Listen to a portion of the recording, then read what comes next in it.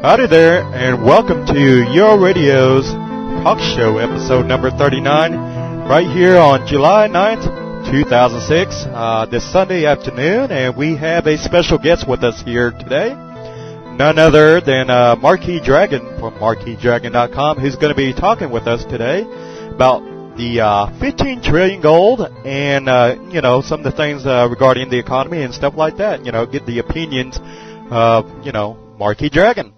Also here with me today, we have my co-host today, this afternoon, who's normally your co-host on Sunday afternoons, Spiderbite, here at UORadio. And I am, of course, Viceroy from MMOGradio.com.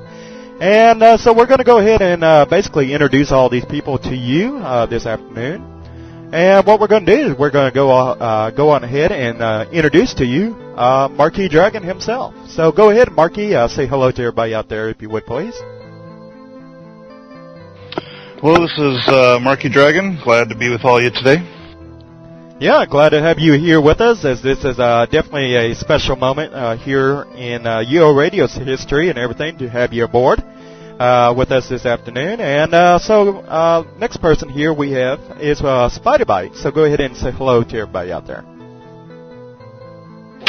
Afternoon, everybody. Glad you could join us. I think this is going to be probably one of the best interviews we've had since Mr. Tact, if not better. I'm looking forward to it. As Vice said, usually I'm the host. Today what I'm going to be doing is fielding your questions, so if you do have any questions for Marquis Dragon, please feel free to PM them to me in the IRC chat, or send them to me at ICQ 6604638, and I will field those questions and pass them off to Marquis for you. Yes, so, thank you for that. And if you'd like to, get over there in the IRC channel. And the way you can get over there, you can go to our website at UORadio.com. And you can just click on the IRC chat link to get in there. Or you can go to the Stratix IRC network and just simply join us in the UORadio channel. That's where you can find us. So with that said, let's go ahead and get into our first topic here. And for some of the people out there who do not know who Marquis Dragon is, let me give you a little history about Marquis. Marquis Dragon is one of the biggest, .com that is one of the biggest fan sites out there aside or next to Stratix. And it is ran by a former or still present. I don't know if he still plays Ultima a great deal or not. I guess we'll find out here in a minute. But he does run a fan site for Ultima Online known as MarquisDragon.com, second to Stratix. So, yeah, he's definitely done a lot for the community over the years. Been with the community for a long time. And so, with that said, we're going to let him give you a little idea as to what MarquisDragon.com is all about. So, Marquis, tell us a little bit about your site and what can we find over at MarquisDragon.com, and how has it progressed over the years?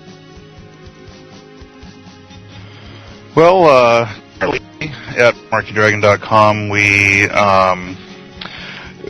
have the general news. We have probably the largest UO screenshot selection anywhere, going all the way back to pre-alpha.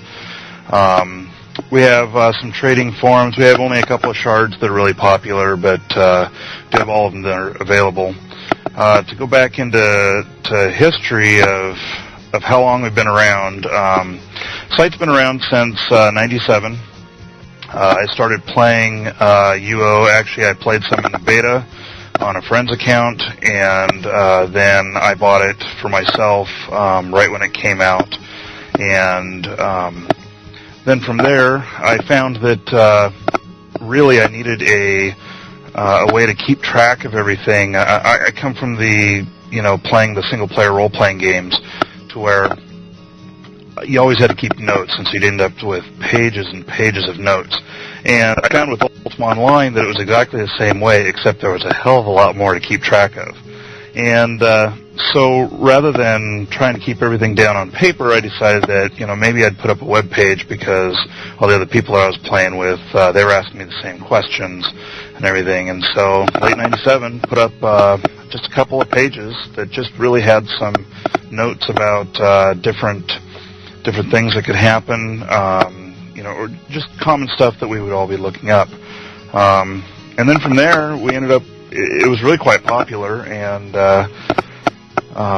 we ended up getting a domain name, markydragon.com, and ended up with a whole bunch of volunteers helping out on everything, and we've grown to the point now to where I'm not sure how many visitors we've got a month, but we're doing well over 500,000 page views per month on the site, and it just keeps growing. Back to you guys. Very impressive, and yeah, it's kind of the same way here with UORadio.com, and we're kind of like following those kind of footsteps where you start out small, you over time you progress as a site, and then you get to where you're at today, which is quite an accomplishment. So I do commend you on that.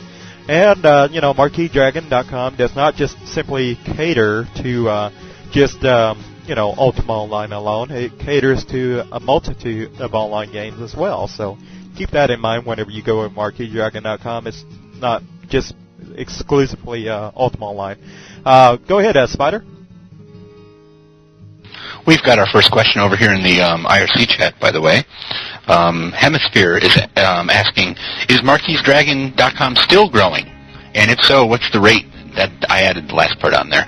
Are you growing significantly these days, or has it slowed down because of the economy, or gone up, or whatever? Well, I guess I should address that in a couple of parts, because really our site is growing. Our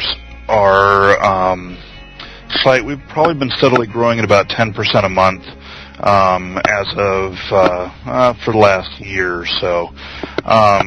Our UO stuff has actually been on a decline, though.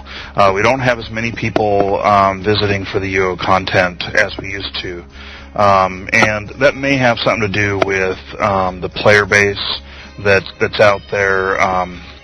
I don't know the exact numbers on the subscribership for UO, but I suspect that it's down a little bit. I don't suspect it's in trouble at all, but I suspect it's down a bit. And then, as far as Marquis Dragon in general, with World of Warcraft, we've been growing by leaps and bounds. We're the number 1 account trading site for, if you have, say a UO account and you want to trade it for a WoW account or for something else or vice versa or whatever, we've got hundreds of trades happening a day in our forums for that. Well, that's great to know and everything, because anybody who's looking to maybe play World of Warcraft or another, that's good to know about that, because I didn't even know about that. So let's go ahead and start getting into the meat of the discussion here today, and it's the economy. Because Marquis Dragon, and some of you guys might be asking, what does Marquis Dragon have to do with the Ultima Online economy and everything? What does he know about it? What could he possibly know about it? Well, here's the thing, folks. Marquis Dragon, I would say, is pretty much, and I think it's a fair assessment, to say that he's probably one of the richest players in Ultima Online. And I think that's probably up in the billions. Is that a fair assessment, Marquis?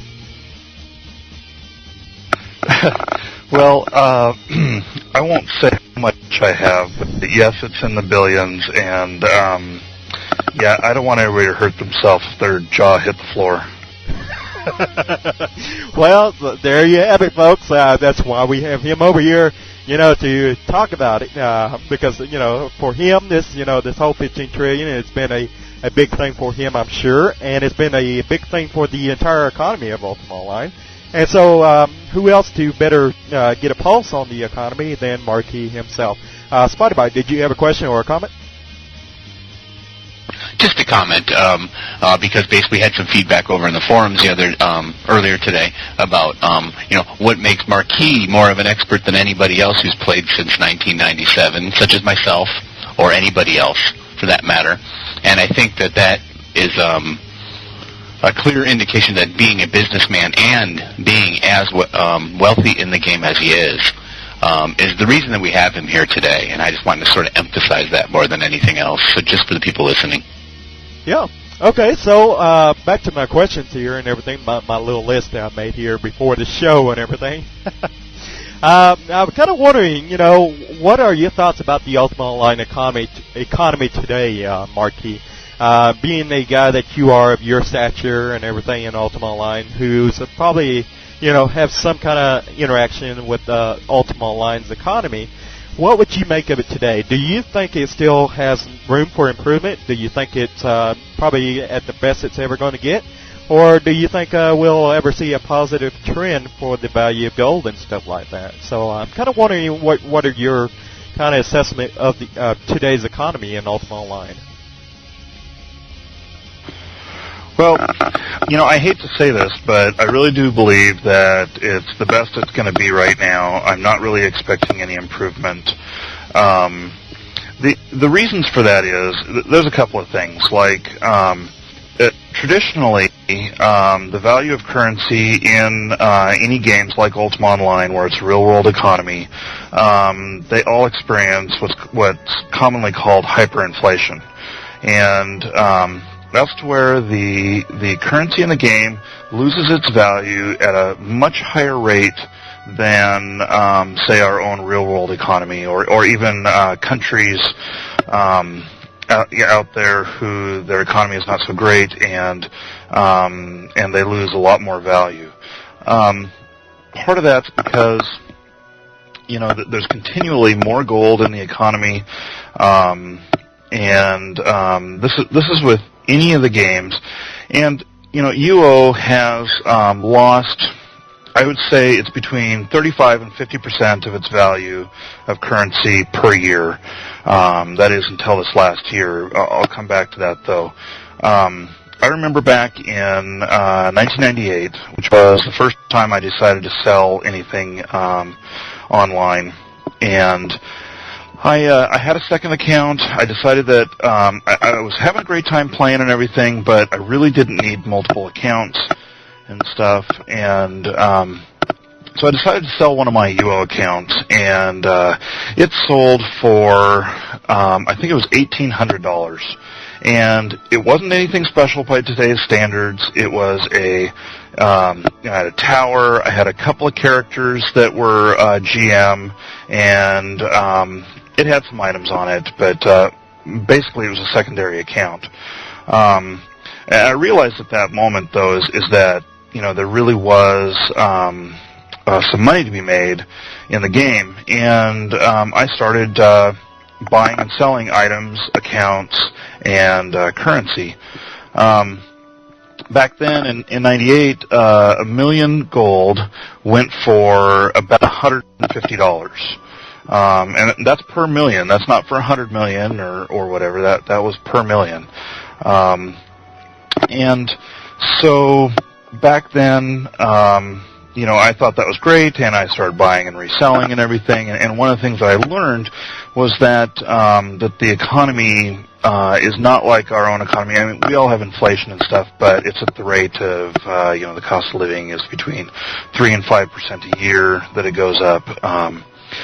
And so, but in Ultima, like the first year drop was probably around 50%, and then it's just gone down every year. In this last year, I guess it was about 18 months ago, a year and a half ago, that we were selling at like $5 a million for gold. And then came along this latest exploit, which before that there were some other exploits, and that's typically what caused the market to go down. The latest exploit, which involved a couple of items. It involved taking checks and, moving them from one shard to another, but, you end up with the currency still at the old shard and at the new one, and in effect you duplicated it. And then they figured out, and a second part of that, which was how to make these enormous sized checks, which I saw 300 million gold checks, 500 million gold checks. I heard rumors of stuff being even higher than that. And that's what the exploiters were, if you could fill up your backpack with so many checks, then it made it really easy to duplicate, and it just severely punished the economy in this last year or so, all the way down to where gold was at $1.50 a million. Spider-Bite, you got a question? Oh, no, keep going, whenever you're finished. Okay, so basically, in this last few months, it's gotten really bad, to the point to where a lot of the brokers who've been with me for, we've been brokering as a group for 6 years, maybe 7, that they, were just fading away. They couldn't make any more money in the game. When gold is valued at $1.50 a million and, somebody wants to, buy something from you or have you help in a trade or whatnot, and they give you $1 million gold in exchange for helping, and all of a sudden, I made, by the time you make the profit on that and everything, wow, I made 50 cents for my half hour of time. It wasn't really working out very well on the math. So a lot of the brokers dropped out of the game. Then it was a couple months ago. Actually, it was back in, I think, November of last year that I first heard about that, the possibilities of some corrections to the economy.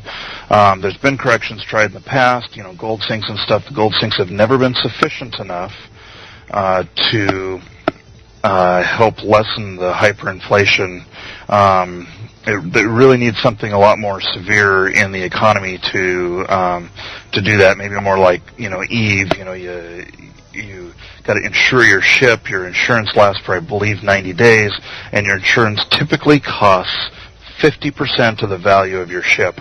And in Eve, I've watched the economy over there as well. I really believe that that has helped with stabilizing the market over there. Back to UO, the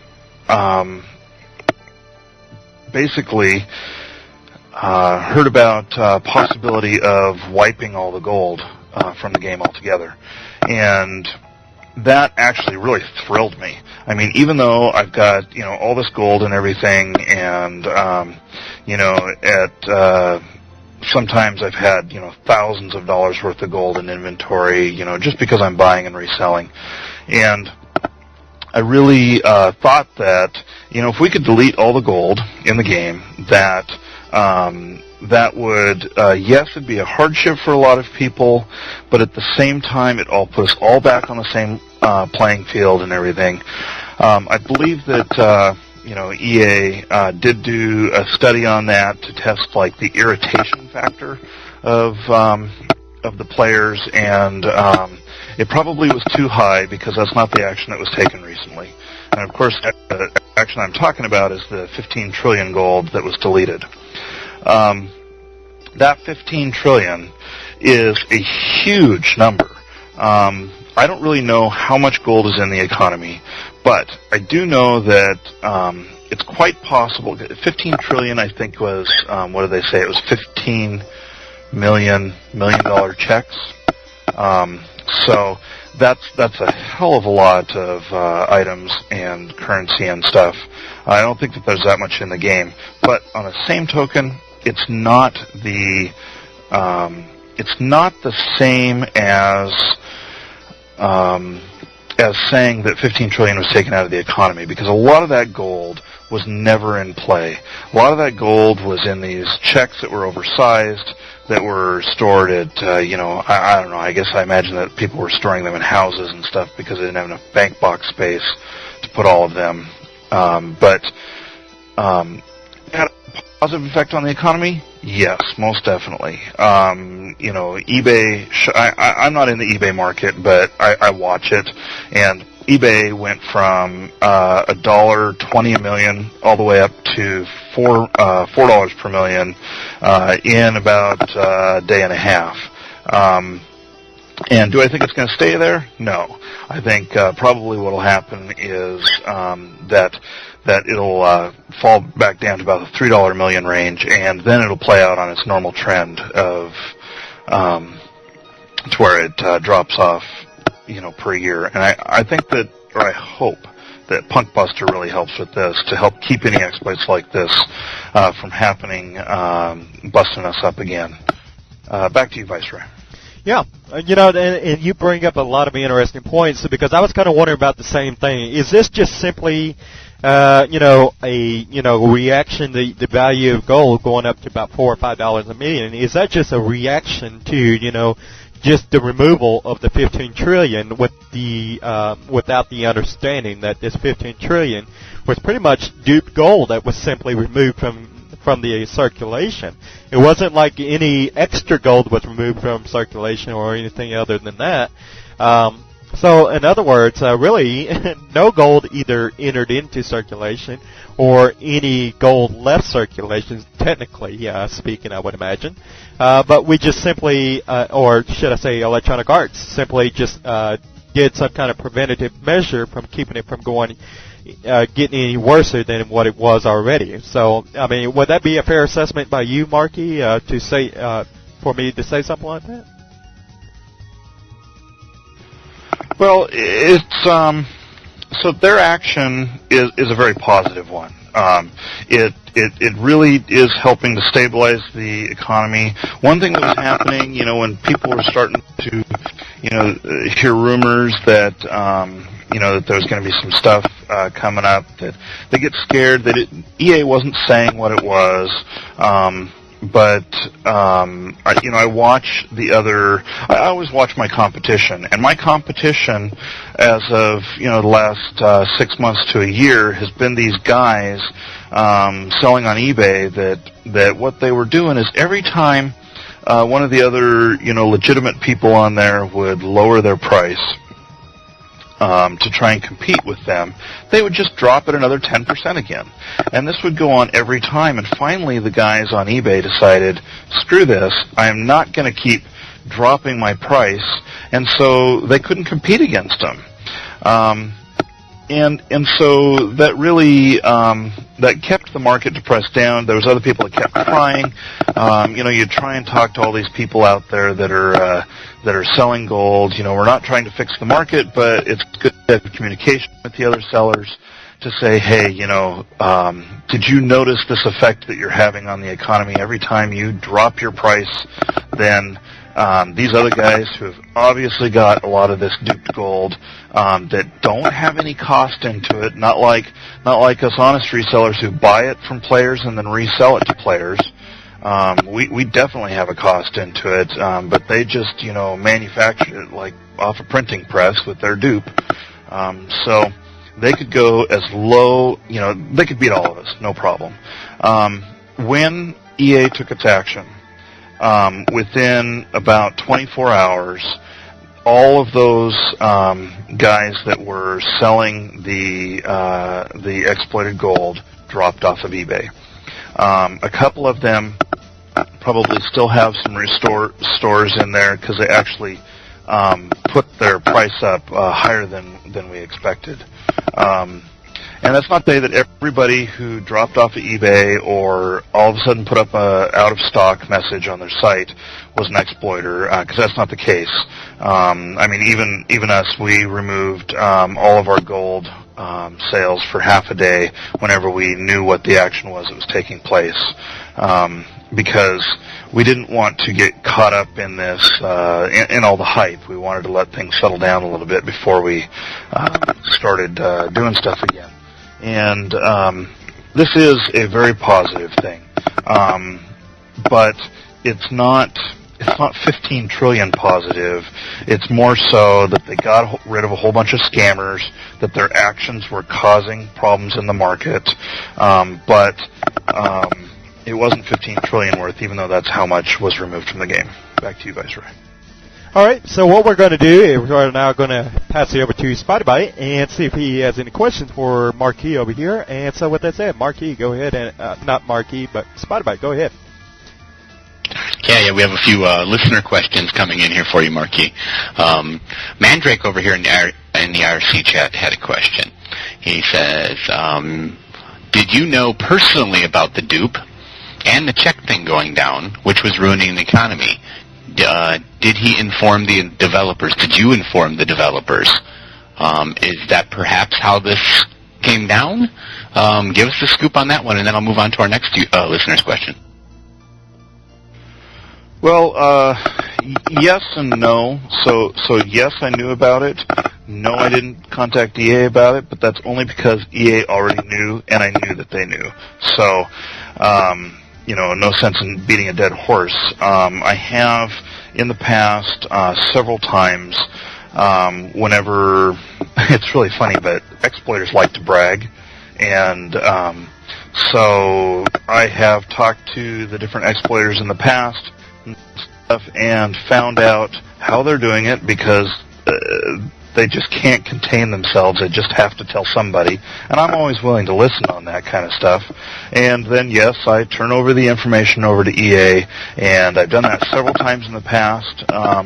And in fact, I guess it was about 3 years ago, I turned over the exploit that was used in game that was to where it was cooking birds, and then you'd buy from the butcher, and you'd fill up your pack with all these birds, and then you'd cook them, and then you'd sell them back to the butcher, making 1 or 2 gold pieces each.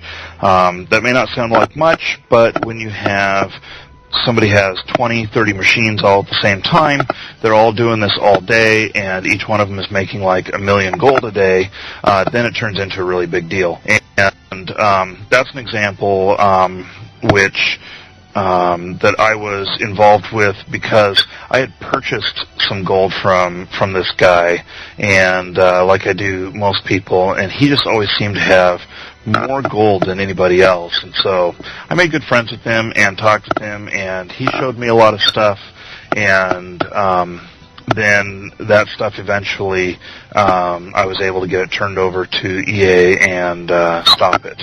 And in fact, one of my former brokers, Julian Dibble, who went by the name of Play Money, he has a book that actually comes out tomorrow, and it's called Play Money. You can get it at Amazon.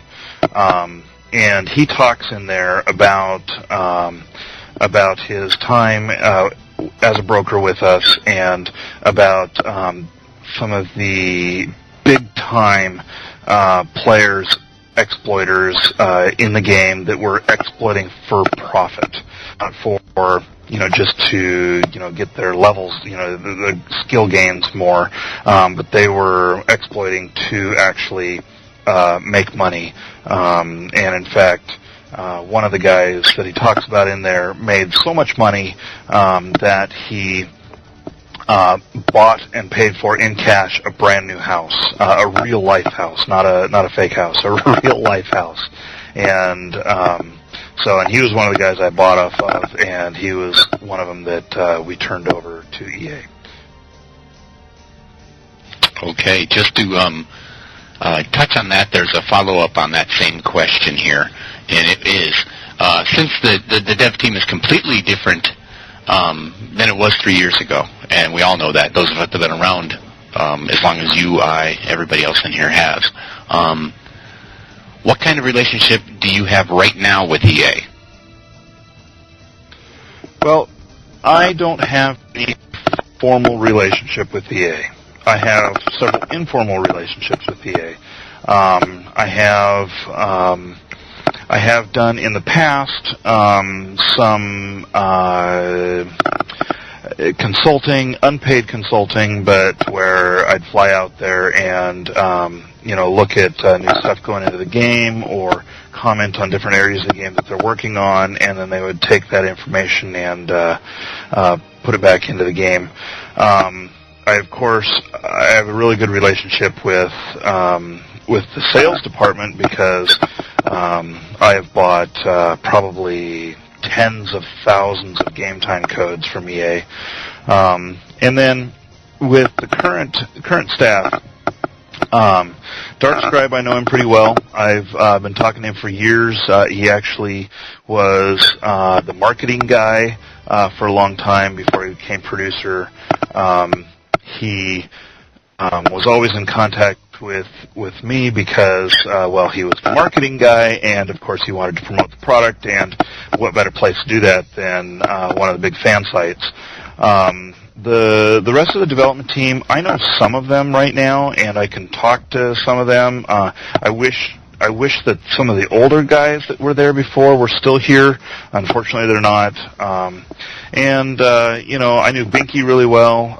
He's moved on to, I think, Star Trek Online. He's the community coordinator there. Wilkie has taken his place, and I have good communication with Wilkie. For the rest of the team, I think that there's a lot of people I still don't know. But anyway, I would say I have adequate communication with EA. Okay, and I'm just gonna do one more here, and then I'll turn it back over to Vice because I know he wants to say something here.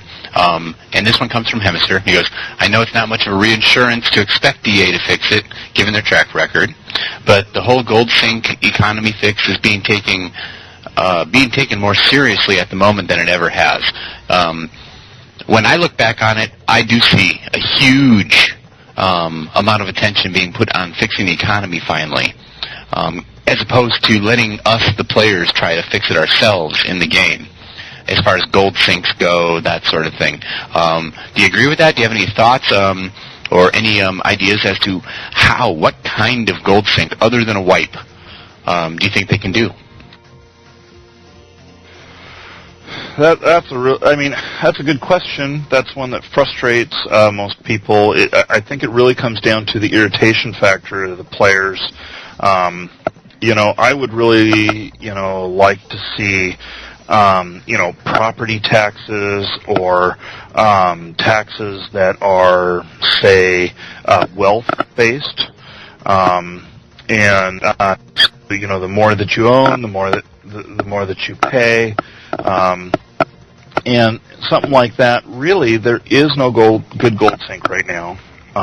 There's been many attempts at it, and I do know that there are some more actions in store that will fix the economy. They may not be directly geared towards fixing the economy, but that'll be one of the effects that they have, because they're all geared towards fixing exploits and stopping them.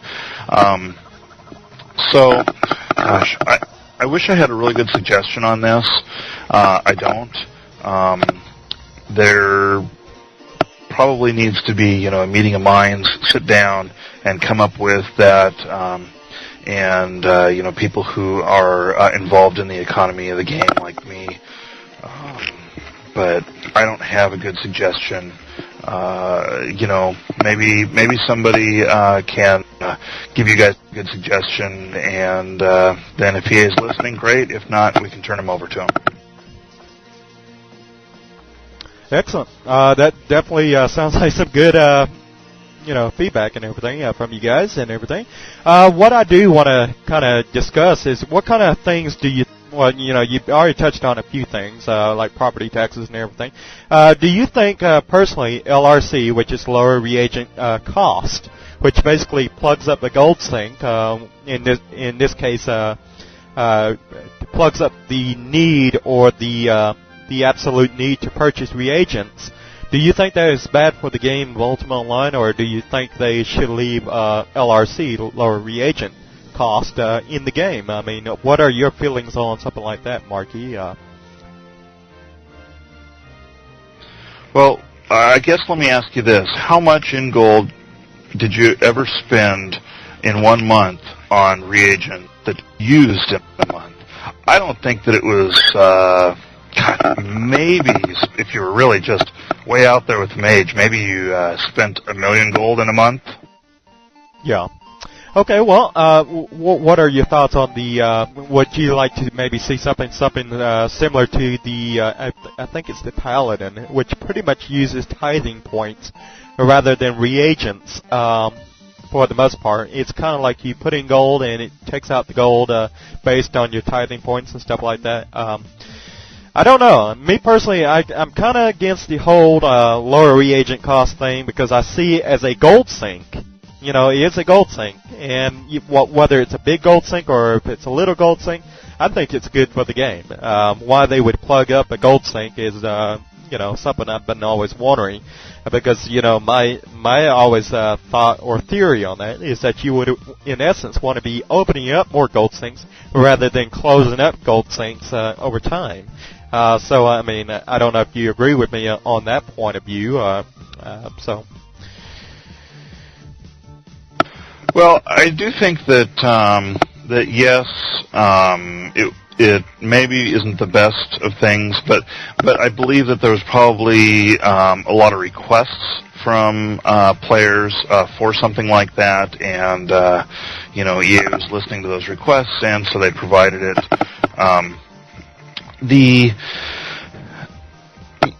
Really, there needs to be something that's a cost of living. While you were talking about that, I was thinking, well, what else is there in the game that could be, a high price or whatever? And, what if it was something as simple as, our characters used to eat in the game. That used to be an important part of keeping your stamina up and everything back in the day. Nowadays, I don't know that it even matters, but... what if, a loaf of bread cost you, 100 gold, and, you needed to eat a loaf of bread in order to, kill that monster that was going to give you, 200 gold or 150 gold or whatever. And so really what that does is make sure that your actions, your general actions do take out of the economy. But it does need to be balanced at the same time to make it so it's not a hardship, so that, we don't have players in poverty. Because that's no fun either. And really, this is a game. It's not real life. It's a game. It's for entertainment. And if you destroy that entertainment, well, you don't have a game anymore. And players take off. Yeah, I totally agree with that assessment right there. It is a game for entertainment. And in a lot of ways, I agree with you on the whole property taxes. I've actually been, vouching for it. Even though I would probably be paying a huge chunk of gold for, my large tower over here and everything that I have on Ultima Online. And I'm sure those with castles and everything would be paying even more than me and everything. But at the same time, I'm not really worried about it because, at the same time, I know that I have plenty of gold from all the years that, that I managed to save up gold. Like, for example, I'm somewhere in the 200 to 300 million gold range across the various different shards, in all. So, gold is not a factor for me, so it's not something I really worry about. But for the average typical player, I guess what really bothers me, and I don't know if you agree with me, I kind of feel in a lot of ways that gold is too easy to come by, whether you're out fighting monsters or you're farming, resources to purchase, to make gold by selling these resources to vendors and stuff like that. Because, right now, the way it is that, the vendors, NPCs, they buy infinite number of resources. They have no limit as to, how much they'll purchase. They'll never quit buying. That's one concern of mine. Another concern is just how easy loot gold and stuff like that is to come off monsters. For example, I go out and kill a, I think it's like a Earth Elemental or something like that. I get 300 gold automatically, and that's real easy to come by. You kill about 10 of those, and you got 3K. So I don't know if you, agree that gold is too easy to come by loot drop from monsters, and whether or not you, think, the loot drop ought to be lowered a little bit more or whatever. At the same time, I kind of want to get your opinion, not only on the loot drop, but I also want to get your opinion on insurance. Do you think that's good or bad for the game? I think that, insurance is a good gold sink, but at the same time, I think that that back in the day when there was no such thing as insurance, there was no such thing as trammel, I know that I would wear certain sets of armor that I could afford to lose, and I'd wear other sets of armor that were really highly valued, but only in certain situations. I'd really take care on that, and so if I had insurance now, then I'd go out with this high-valued armor all the time and wouldn't care about it. That's a 50-50. Maybe armor, even if it's insured and it's really nice stuff, should eventually break and can't be repaired. There may already be a game. It's been a while since I've actually played fighting other people or monsters and stuff. As far as the loot drops, I think that EA has done a good job of listening to the players, and when they say, oh, we need more loot, we need this to be a little bit easier, we need this to, be this way, they get all these people saying, we want monsters to drop better loot, more gold, and everything, and so EA puts it in, but at the same time, the player doesn't know what they're asking for, is going to eventually wreck the economy. It's like a little kid, for any of you that have kids, always asking for candy and everything, and then by the time they're a teenager, they've rotted out half of their teeth if you gave them all the candy they always wanted. So that's how I look at it. Very good assessment. And what we're going to do, we're going to turn it back over to Spider-Bite for any comments and questions he might have from the players out there or the people that are tuned in today. So go ahead, Spider. I have one comment of my own, which is basically I'm not sure if Marquis knows or not, but of course I'm a Siege Perilous player, and our economy is absolutely secure as a result of not having insurance and all these things that we've talked about today. In my opinion, I think that, pulling the Band-Aid off on this insurance, which every developer who's come on board so far, since in the last 3 years, has said flat out, insurance really wasn't a good idea after all. It would be a good start in my opinion, but that's just my opinion. One of the listeners asks, and this is Lisa via ICQ, asks, what, I'm sorry, I got to scroll down here. Okay.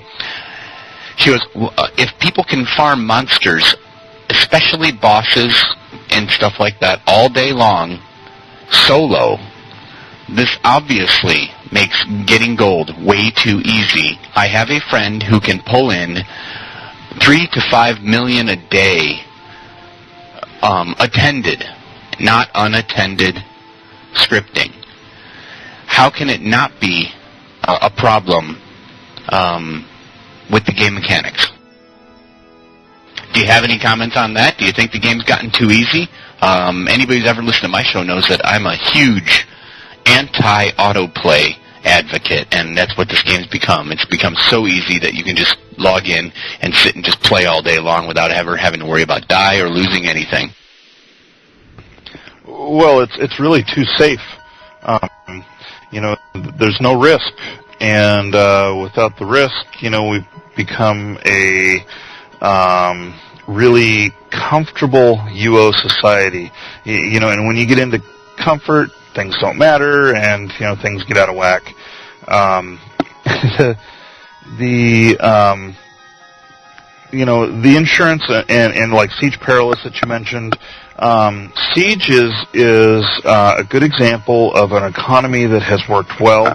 I don't know how much of a player base there is on there, so I don't know, compared to say, one of the other shards like Atlantic, and how many players do they have that log in daily compared to Siege Perilous. So it could be, that if you only have 10% of the players on Siege Perilous that you do on Atlantic, and then you're getting the economy will move faster the more players there are.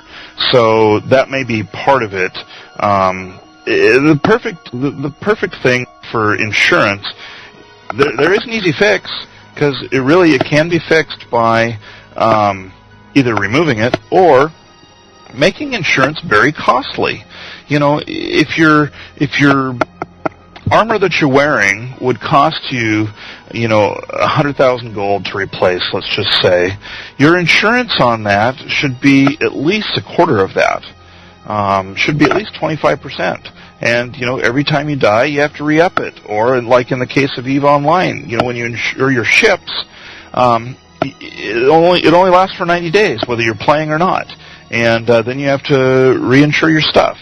And that is just a good gold sink right there. I have to agree with you on a lot of ways when it comes to the insurance. One of the ideas I've had for insurance in particular, and, I don't have any problems particularly with insurance. I just have a problem with, with the kind of problems that it has on crafting and other things, removing items from the circulation, because as we all know, and that we've all already discussed here, is that items are not breaking and they're not leaving circulation. What I would like to see, over time is possibly, something similar to Shadowbane or something similar to World of Warcraft whenever you die in the game. For example, you take a durability, hit on your weapons and stuff that you're wearing. For example, and then, over time, the more times you die with that stuff on, it just eventually gets to the point where, it just takes so many durability hits that, that it's no longer, it just breaks, it's just no longer able to be used, and it just breaks on you. That was the nice thing about Shadowbane and World of Warcraft whenever it came to items. Now, this doesn't mean we had to remove item insurance or anything. We can still have item insurance and durability hit for every time you die. So that way, whenever you die against a monster, or that way you die against another player, you're still fuming about it, because it still has consequences with it, rather than, oh, well, I just lost 400 gold. Whoop-de-doo, because 400 gold ain't nothing nowadays. So, or whatever the amount is, it's still nothing. It's still very, very low down on there that it's insignificant to even worry about gold. Per death, that is. I think either, they need to up the insurance rate and add more consequences to dying if you're going to wear insured armor and stuff like that. So, I mean, that's my thoughts when it comes to insurance. And so, that would be one way of rectifying this whole problem with the whole crafting issue.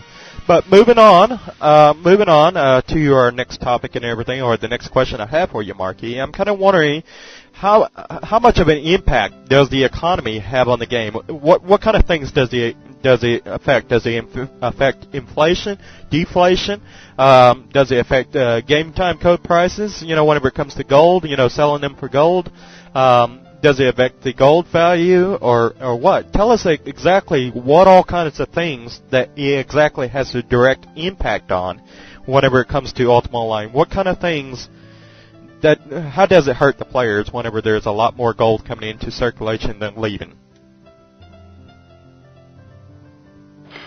Well, one thing that you touched on, which was game time codes. At one point, our broker team, we were going through hundreds of game time codes a week, and we were selling them for gold, and then we would turn around and sell the gold on eBay or through our sites and make a profit on it that way. That is completely dead as it is right now. None of us can make any money on that anymore, because when someone says, "Oh, I want to buy a 30-day game time code," and I look it up and I say, "Okay, gold on the wholesale market is at $1 a million, so." And that game time code cost me $16, and so I got to charge him $16 million for a game code, and to make any profit, I better charge him 20, to make a little bit of profit. And so then I say, "Okay, sir, pay me 20 million gold, and I'll hand you a 30-day game time code." And they go, "What? Are you on drugs? We don't have that kind of gold, So that was the reaction we've been getting for the last year, maybe even 2 years. And most of the brokers don't even sell anything for gold anymore. It's not worth their time. I'm sorry, but I don't remember the original question. Well, the question I asked was, how does it affect the overall? What kind of things we've already, you kind of already touched on how it affects the code prices whenever it comes to codes in exchange for gold. It actually sends the code prices up, and then they are like, WTF, how can it be so high? There's no way in hell that I can make 20 million gold. What other things do you think it affects realistically in the game of Ultima Online? Well, in the game, there's just a lot of stuff that costs more. With one of the things that happened with this last exploit was that things that are real-world items that, maybe not real-world, but that have a real-world cost, like character transfer tokens.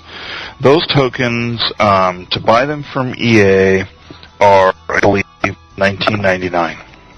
And so people would say, "Okay, I want to get some gold in game. I'm going to buy this character transfer token. I'm going to sell it on my vendor, and then I'll get some gold that way." Which pretty smart for that player who's doing that. It's an easy way to get some gold. Well, one thing that happened was that the people who were exploiting, they some of them realized that they needed to put their money, this exploited gold, into other resources, and so they started buying things at outrageous prices. So this $20 item, which should be, I don't know, last year they were like $6.5 million or something like that is what was being charged. Well, now you could pay $30 million for it, and the exploiters weren't blinking an eye at it. They're just doing that, and so it just gets all this other gold into the economy, and it prices out the honest people. And that's one of the problems, is that the people who are honest in the game are the ones that get hurt the most.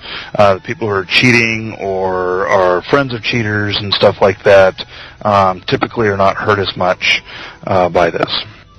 So to reiterate what you just said and everything, basically what was happening is, in your assessment and everything, is that these dupers, or these scammers or whatever that you want to call them, they're basically going out duping all this gold, and and when it comes to buying artifacts, for example, they're not even blinking an eye at 6 million. They're like, well, I'll do whatever it takes to get this artifact, and I'll just take this artifact and sell it, because if I have more avenues in which to, get this money, if I'm selling all kinds of things except, tokens.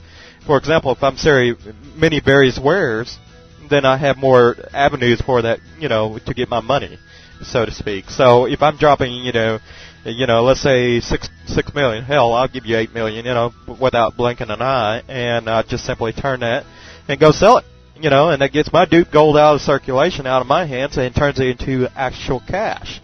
And so, is that what you're basically saying is occurring, Marky, in your opinion? It's not just my opinion. I actually could back that up with proof that that's happening. And it's just that is one issue that they weren't able to address on this last action that they took, because they deleted the gold and they banned a whole lot of accounts, and I'm sure a lot of these accounts were holding items that were purchased with duped funds, but I'm not sure whether or not they can tell what these items were and everything, and in fact, I believe that just as easily as they could dupe gold, they were duping some items. So some of the stuff that would go for over $100 real-world cash was being duped and stuff, and that does depress the economy. And I really hope that like Punkbuster is going to help with that. And there'll always be little exploits, but the Punkbuster, if we look at it as being like a antivirus type thing, to where you get your new heuristics every couple of days, and it blocks stuff from it being found on one person's machine. That's a really good thing. All right. And my next question before we go turning over to Spider-Bite, who I think has some questions or a comment for you. I have my next question here, and that's whether or not you think by the improving of the economy, let's say Electronic Arts devotes enough resources and time to improving the economy, do you think they'll possibly see their subscription numbers increase or grow as a result? As a result of people now being able to purchase game time codes with gold, and as a result of, people having more of a vested interest in the gold itself. Do you see that possibly happen if the economy is improved? I don't believe this action has anything to do with recruiting new subscribers, and which is one of the reasons why it hasn't happened in the past. Because if you talk to the executives at EA and they say, okay, I want to, how do we bump subscribership or whatever? And they say, oh, we got this great idea. Let's delete half the gold out of the world so it makes it all more valuable. Well, a person who has never played the game before doesn't care what the value is at. They only care after they're in the game. So this is more so a player retention action, which is good, because once they're already in, if they can hold them as a player longer, they're more profitable. There's a cost associated with acquiring every new account, and but the costs associated with retaining a person, I believe, are much less. And I think that this is really good action for all of the players who are currently in the game, and I don't think it means diddly to somebody who's looking at prospectively playing the game. What about somebody who's left the game on those grounds? Do you think that might lure them back with the prospects that gold is actually increased back in value? Because I know a lot of people said, for example, being a game time code seller for gold, in the past, I really don't do it so much anymore. But if the economy keeps improving, I might get back into doing that again. But with that said, with the gold value increasing to where it allows, the cost of game time codes to go down to where it's more reasonable and more feasible for people to get out there and earn the gold to pay for their game subscriptions now. Do you think that might possibly lure those who have been pushed out of the games, so to speak, because they could no longer afford the gold prices for the game time codes? Would that be a reasonable assessment, in your opinion? I'm not sure that it's going to bring anybody back. I would say, though, that it might be valid to say that people who are playing the game because of its real-world value, like they see their tower as being worth $100 or $300, whatever it's worth in real life. There are people who play the game because of the value, and they can buy and sell stuff in the real world, and that's what keeps them in the game. I know that for myself it's obvious. I'm a business. I'm buying and selling gold. We deal with a few items, and so we have multiple accounts open because we're able to do that. But I don't think that a large portion of the player base actually does deal with buying and selling stuff for real world dollars. So I just can't say that this is going to be attractive to anybody who's not currently playing. I think the total attraction is to the people who are already here, and I don't think this is going to change that at all. All right. So what we're going to do now, we're going to go turn it up to Spotify over here, who I think has some comments and questions from our listeners. So with that said, go ahead, Spotify. Thanks. Yeah, absolutely I do. Got a bunch here. I'm going to pick a few because some of these have already been answered as we've been speaking today. The first one is a very basic question for you, Marquis, and I think this will help people who have never bought a game time code, whether it's through EA or through a broker or any code for that reason. And this comes from our own Alex Dragondeath here at UORadio. He wants to know, how do you buy your game time codes? Do you buy them directly from the company, in other words, EA or WoW or whatever, and then turn around and sell them via PayPal? Is that basically the way it works? I know it's a very basic question, but for the people who have never bought a game time code but might be interested in trying to do that, how does that process work?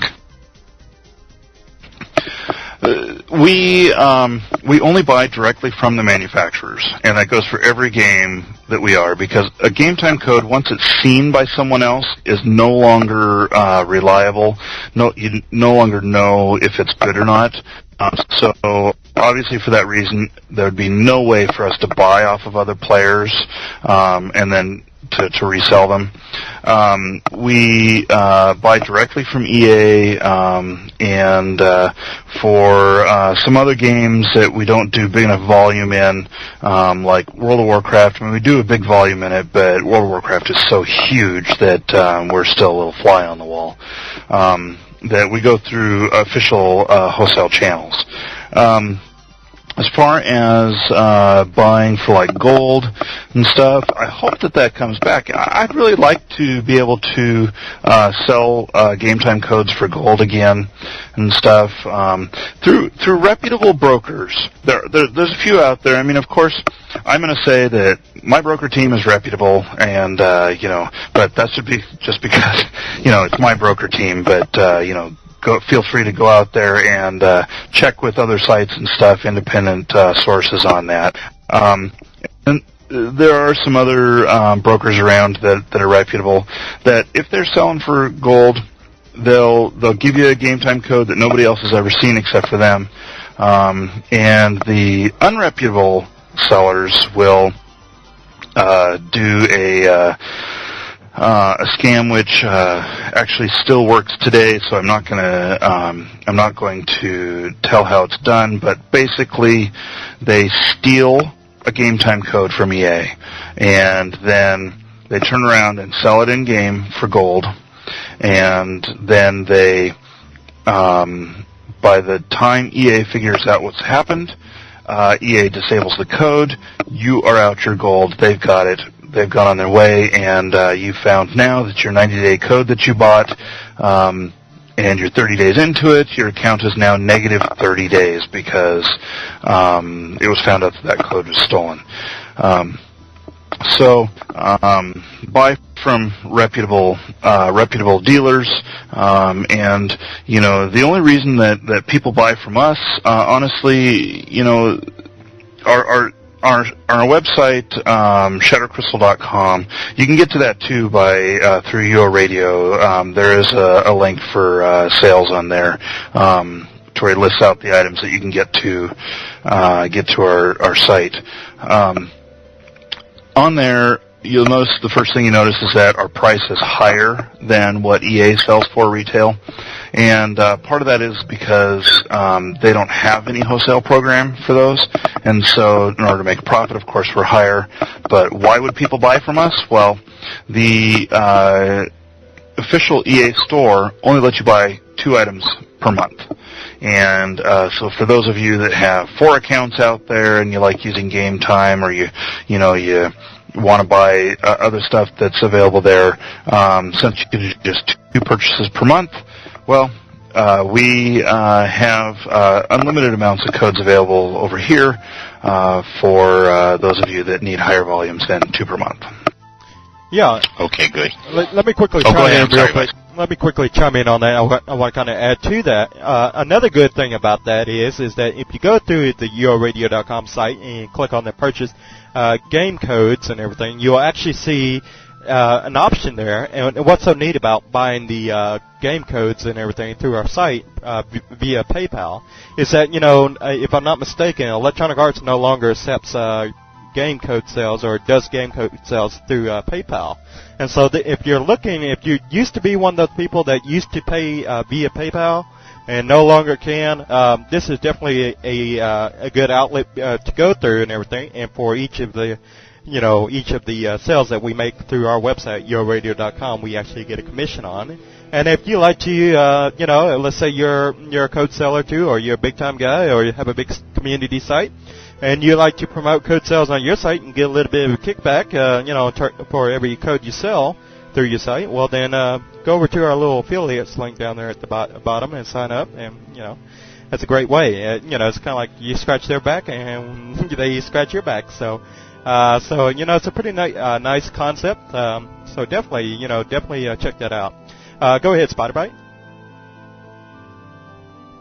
All right. Basically, first of all, I'm going to be a little biased here.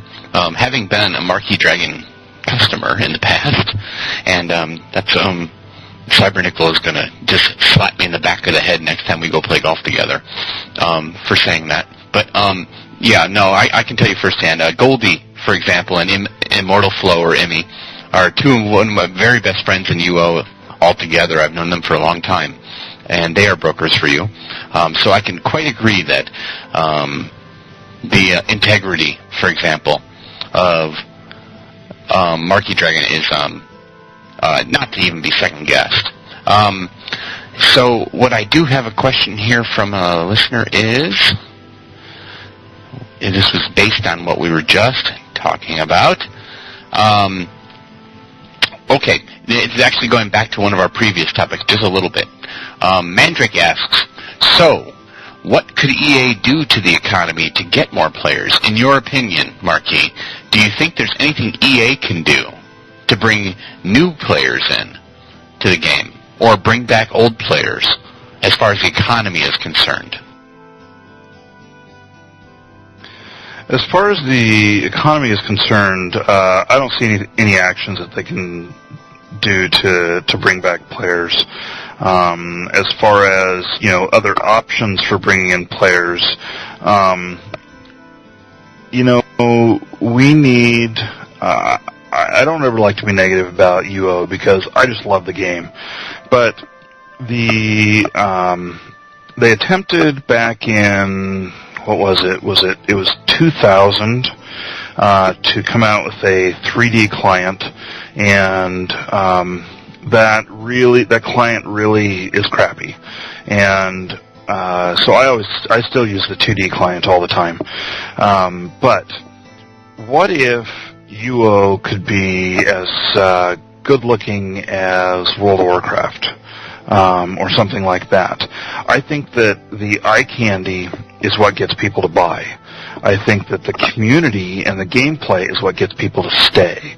Right now, UO has great gameplay, great community, but it's running on graphics that we saw in, I think for the first time in Ultima 6, which came out in, I think, 1991, something like that. It's been quite a while. So, pretty dated graphics. All right. Sorry, I was just posting a link to your book again. And I'm sorry, but I have one more thing here, real quick, that was touching on that. Same topic. How do you feel about the direction the new dev team has taken? Do you see this as the most productive dev team we've had since you and I or Viceroy have ever started playing? or what are your opinions on that? And then after that, I'll turn it back over to Vice. You know, so you asked me that question, and I guess that the only direction that I know of that they're going right now is fixing stuff, which is what is needed to happen for a long time. So I really applaud them for that. I think that's really good. As far as what's in store in the future for UO that the dev team is working on, this is normally I know what's coming up, but actually this time I don't know what's coming down the pipe. So I don't know what the next expansion theme is going to be and stuff like that. So you know, maybe that's from a changing of the old guard and everything. So I've gone through quite a few changes in staff on there, and who knows? Maybe this EA buying Mythic, maybe that's going to turn into a really good thing. Maybe they're going to you know, breathe some new life into the game that the current team hadn't even been thinking of. I think that'd be a really good thing.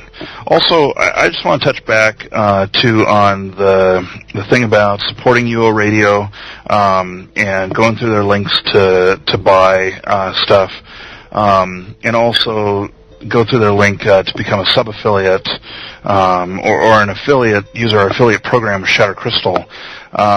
We have quite a few UO sites and other sites that are making more money than what it costs to host their servers per month, and that it's just from putting up a couple of links or a banner on their site. And so it's a really good way that if you're running a small fan site to pay for your hosting. If you're running a really big site, well, we do have a lot of big sites that are in with us, and some of them are getting payments from us that are over $1,000 a month for just having some links on their site.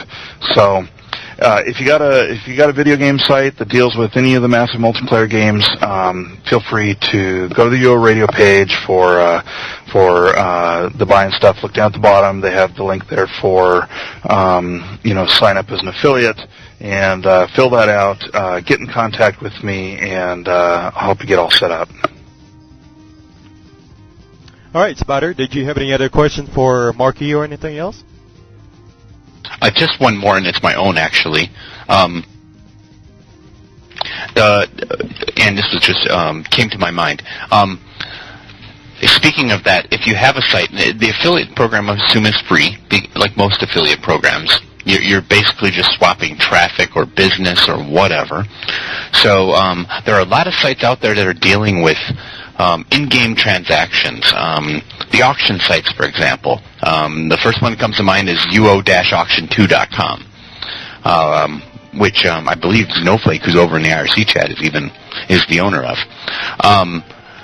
Sites like that. The first question is it easy for them to be involved in your affiliate program and get on board and do that sort of thing? Also, the second question would be, how do you think this economy, or this new economy, or this potential economy, whichever road we go down, is going to affect these sites? Because you've got items on an auction site that are already going for $25, $50 million.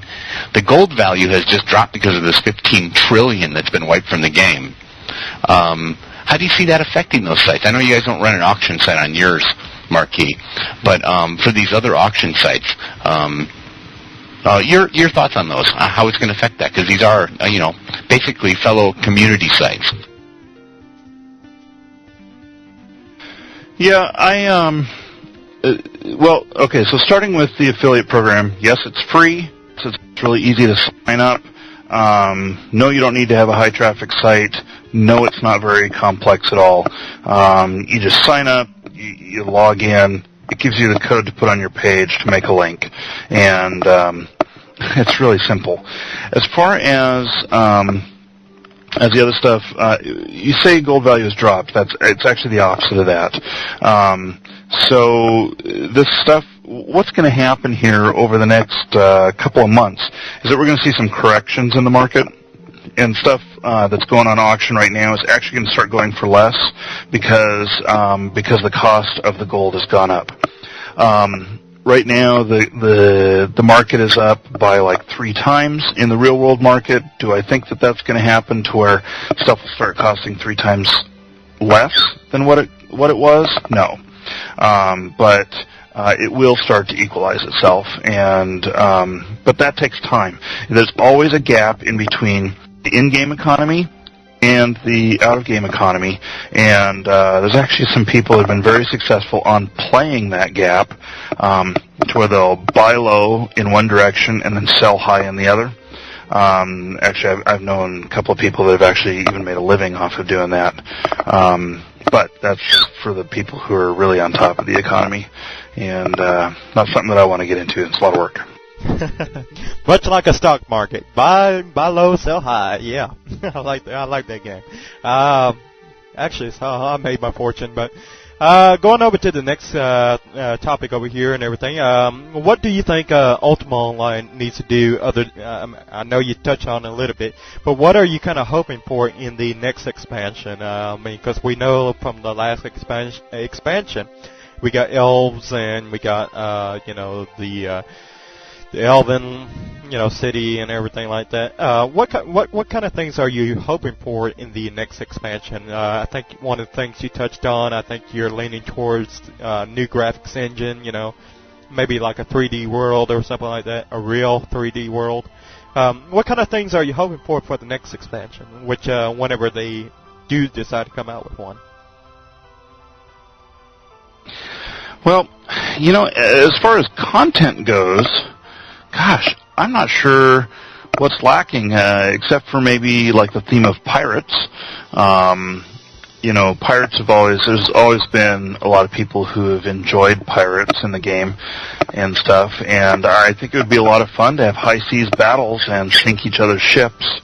I think that'd be an absolute blast, but I don't know if the engine in the game currently can handle that, because I know you get too many people on a ship, people start getting thrown overboard, you start having sinking problems and stuff like that, so that might be an issue. I do know several years ago that I was on a panel with EA, and there were 2 themes that we came up with, and one of them was pirates. And then they came out with Samurai Empire, so it was completely different. But they do market studies and stuff and find out what is the most requested, and really each release, except for the Mondane's Legacy, is geared towards retail market shelf space. Mundane's Legacy was different. It wasn't geared towards the retail market, even though Darkscribe, I'm pretty sure he told me one time that UOML was the highest selling expansion that they had, best selling one. So, who knows? We may see another digital delivery on the next one. But I do go back to, if there's something that I feel is missing from the game, or should I put it as, I don't play anymore. I just work it, and I haven't played for years. But what would get me back in there to play again? And what would get me back in there to play again is a beautiful-looking game, and going and rediscovering everything again and stuff. But I think that the development cost on that is going to be extremely high, and EA may not be willing to devote those kind of resources. Yeah, very, very good assessment and everything. I'm kind of like you. I think if they're going to go forward with the game for another 10 years or whatever that they're hoping to do, well, I think they're going to have to bite the bullet on that one and actually put in the resources needed to actually get the game up to par with some of the other games out there, and, some of the newer games. Because you can only go so long on an old engine before it breaks down eventually at some point in time, and I think we're already starting to see all the wear and tear take place on the game as we speak. And that's just an analogy, so to speak. So, yeah, definitely I would love to see, something like that as well.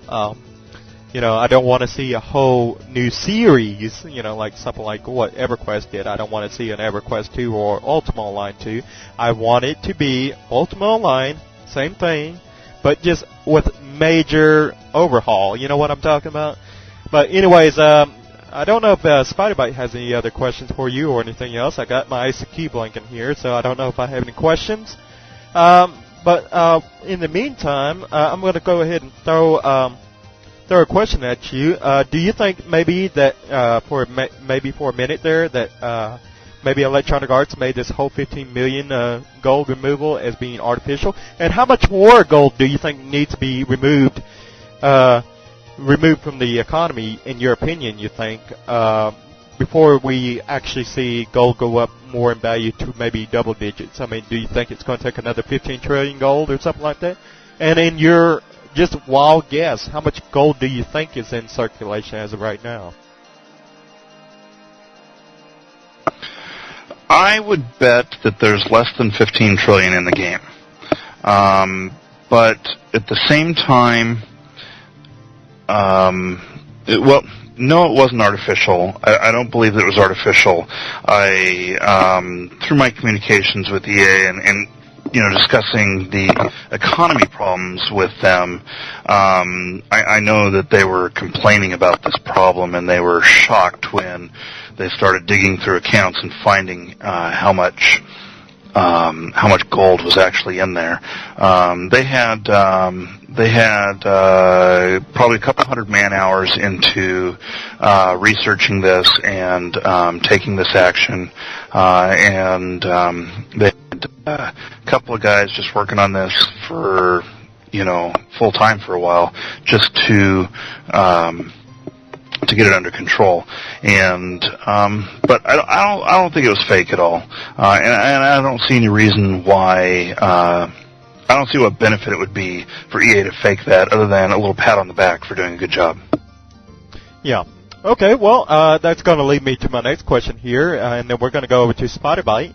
I'm kind of wondering, what are your thoughts on mostly the last few expansions and stuff like that, and some of the latest content, for example, being geared towards the Japanese market? You think that's fair, reasonable, or you think EA is more now focusing their now shifting focus over towards the Japanese market, or what? I mean, because I'm sure you've been noticing some things gearing towards the Japanese market and the Asian market. I'm kind of wondering if you're sensing that as well, or am I the only one that kind of feels that way? I'm kind of wondering if you're in the same boat as I am on that.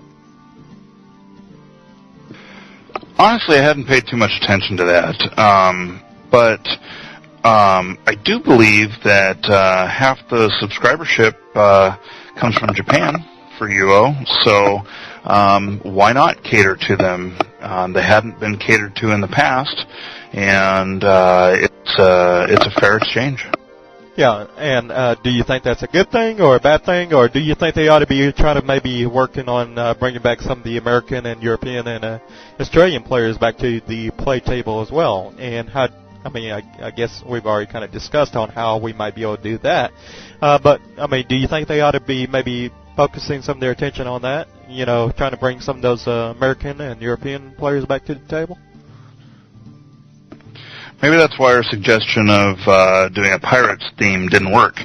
Yeah, I can't claim to be in the Japanese mind, but maybe pirates aren't interesting to the Japanese, whereas samurais are interesting to 50% of the Americans and 90% of the Japanese. So it is what it is. I guess I really don't have any constructive comments on the latest expansions. If I think they're good or bad. The last expansion that I played in heavily, this is going to date me here, was UO Renaissance. Well, was that because you actually enjoyed the days when there was pretty much, and I guess we can get a little insight as to what your personal philosophy about Ultima Online is. Would you like to see a per UR shard I always ask that of our guests and everything. So my question to you, would you like to see a pre-UR shard or something similar to it, like a classic shard, in which they've been kind of alluding to that might be a possibility later on down the road? Is that something you had any personal interest in playing?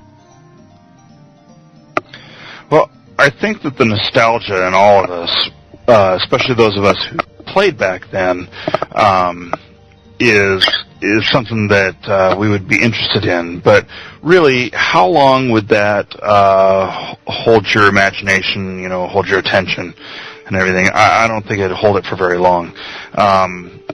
Do I want to see us go back to that? No. But there's one aspect of pre-UOR that I think is seriously missing from the game now, and that's risk. There is no risk in Trammel. I mean, what the hell?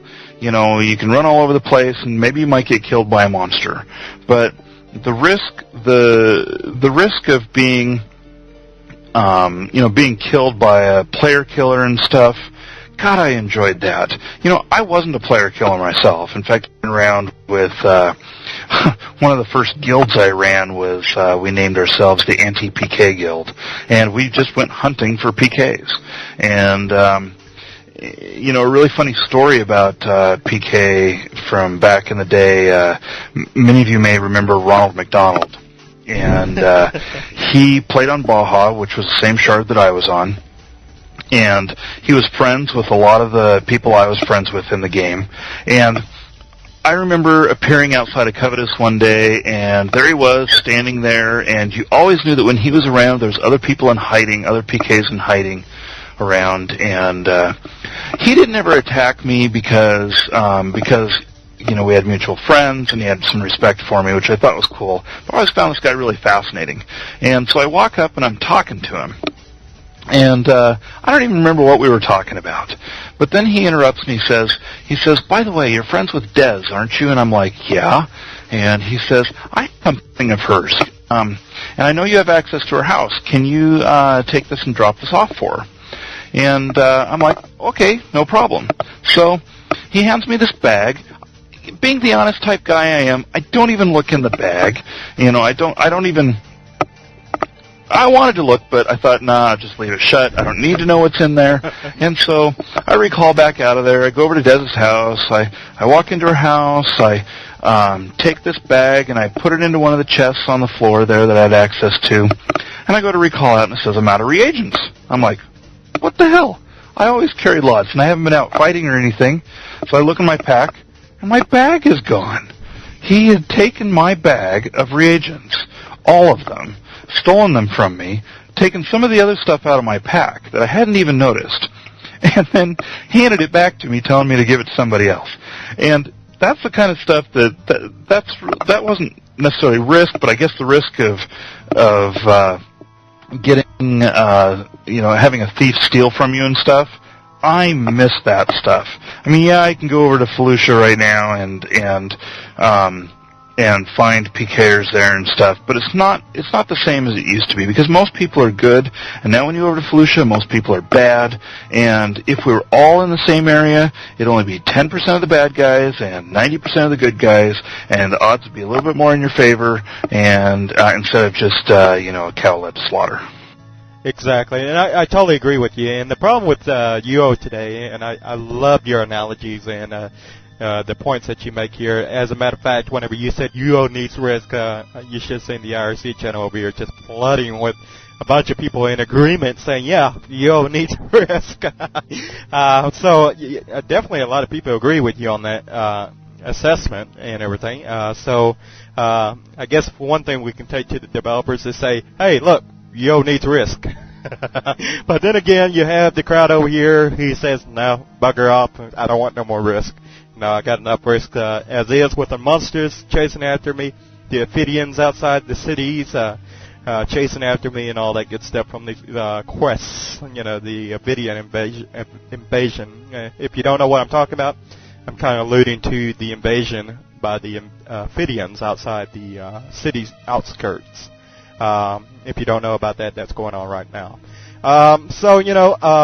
I have to agree with you in a lot of ways. That's what I kind of look forward to, is that, there used to be thieves and everything. Now you can't there's no thieves pretty much anymore, because of the fact that everybody's got insurance and you can't steal nothing from players because it's insured and stuff like that. You can't, and there's no risk really anymore, because, hey, if you die, oh, well, I just lost 400 gold. Get back in there, back into the game.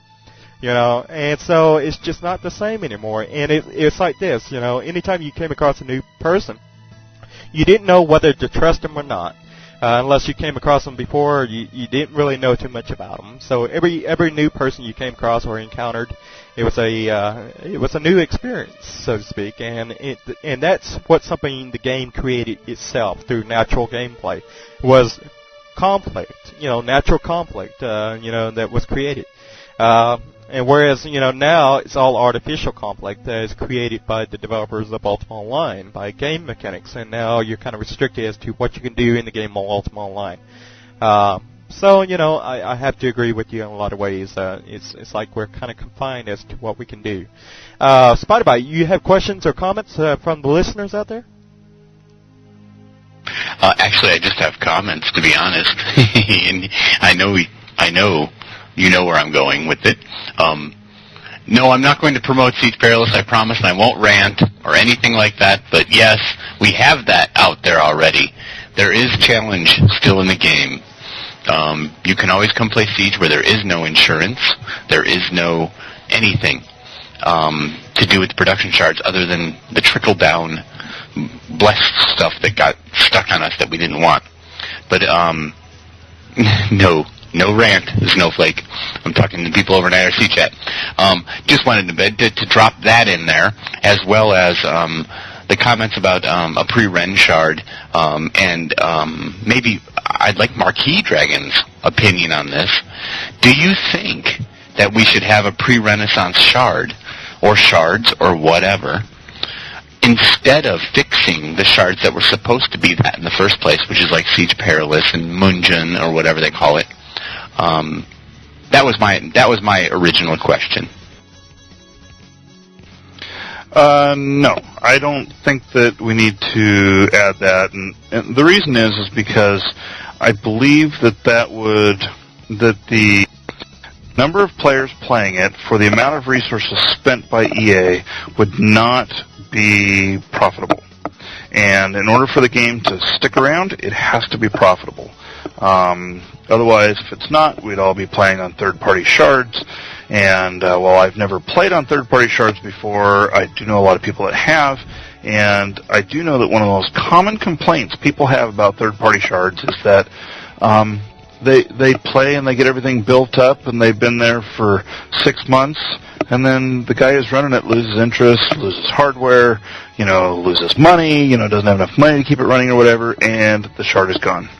And that's why we need EA to remain profitable with this game in order for us to keep going, because otherwise we're just at the whim of other people. I agree, and that is exactly my point about everybody, and you know me and Vice have butted heads about this in many occasions. Seeing the resources of the development team sunk into a brand new shard or shards versus fixing the ones that we already have that are somewhat challenging, as opposed to a brand new one is just no. You devastate communities that already exist that can be fixed and can bring that whole feeling back again, because we have it over on Siege Perilous, for example. As far as the player run shards go, that's another thing to touch on. Do you see that as sucking from the UO community, or from the economy, or just the player base? It has zero effect on the economy of UO shards, or of actual EA run shards. As far as the base, well, most of the people, I believe, who play those third-party shards are people who do not have very much money in real life in the first place. Because why else would you need to steal software and use it like that? That's the only thing I can come up with. Okay, that's all I had. Go ahead, Vice. All right, so we're talking about third parties and everything and everything like that. So now it's time to kind of turn the tables a little bit and ask you a question about your third parties and everything. So we're that's just going to give me my little step towards asking you about it. Let's talk about some of the third-party programs in which you host over on MarqueeDragon.com, such as the WoW Glider for World of Warcraft, and how does Blizzard feel about that, and what does Electronic Arts feel about that as well? Considering that you're a fan site and everything. Could you tell us a little bit about what WoW Glider is, first of all, and then maybe talk about those two things? Okay. So, let me just make a real clear distinction, and that is that we host nothing that would be harmful to UO, and we won't. We've made a commitment to EA, both verbally and in writing, that we wouldn't.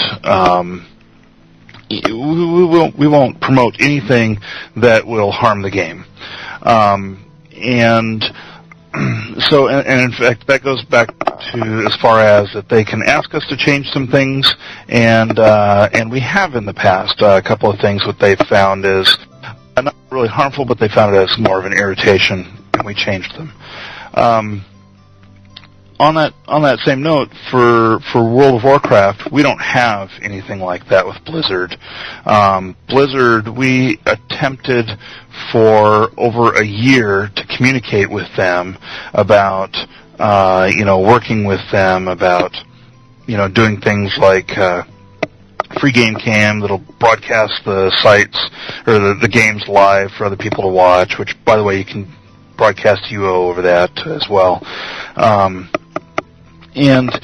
And we never got anywhere. We got a couple of responses back, and honestly, the responses that we got back were like, "Piss off! You're too small for us to worry about."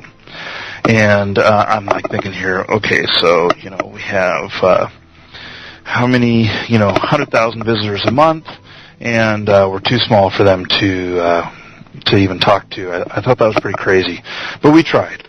And finally, I decided, okay, well, we do some other stuff. We sell currency for different games and everything, and we have no need to worry about what Blizzard is thinking. And I found this bot program for WoW. It's called WoW Glider. It's at wowglider.com, or you can go through my site. I have some links on my site. The application is a bot. It does allow you to do automated play. We do have a site that shows the automated bot actually working. It's called killshotbot.com. That's just 3 words all run together.com, killshotbot.com. The site there actually shows a bot running, and it shows you how we do it and everything.